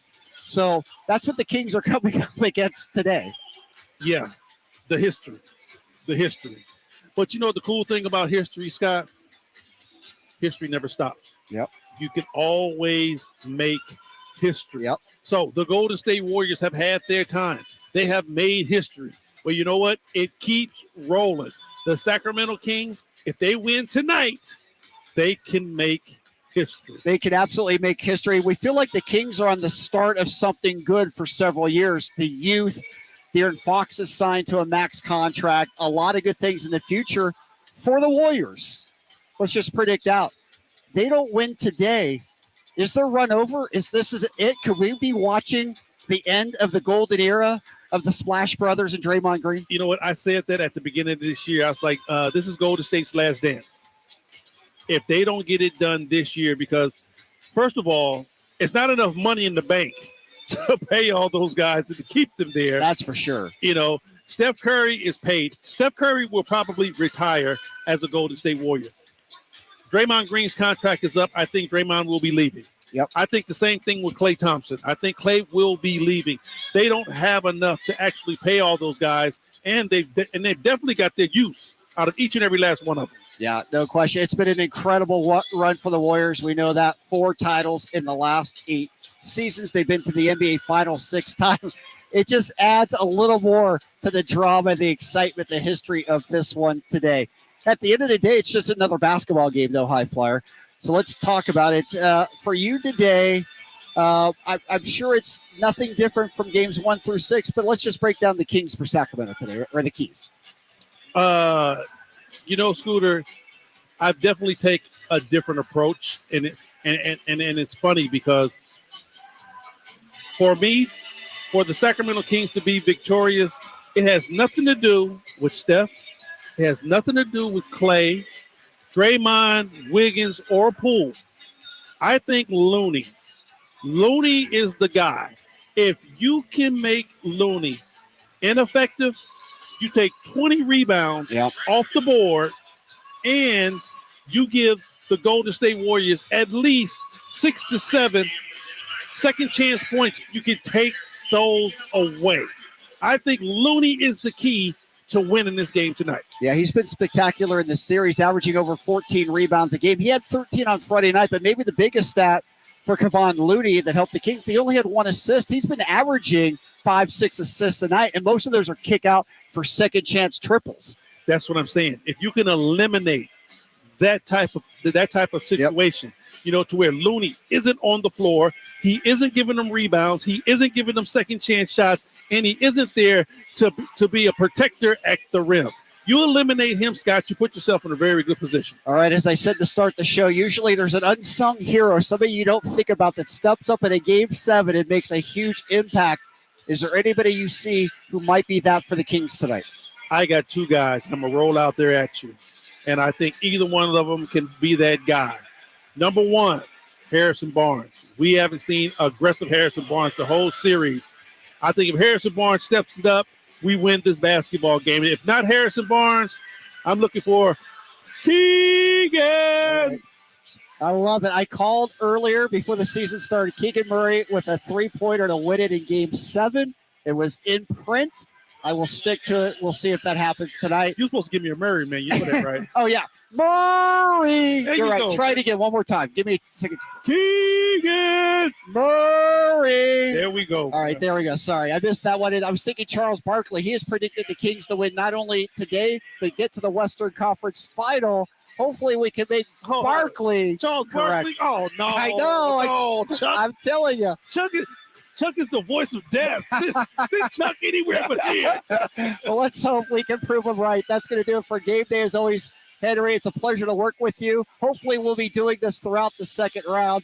Have a great time on the call. Scott has been great, buddy. It's always been great, my man. Coming up next, Kings Live pregame. Jason Ross here with the High Flyer. They'll take you until 12:30. The G-Man's in his seat. He is ready to call what is going to be a classic. It's Game 7, Kings and Warriors. Keep it tuned all day long right here.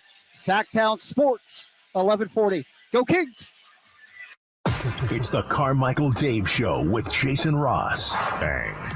Hopefully there's one of those for Fox late in the game. I want some Fox bangs. Yeah.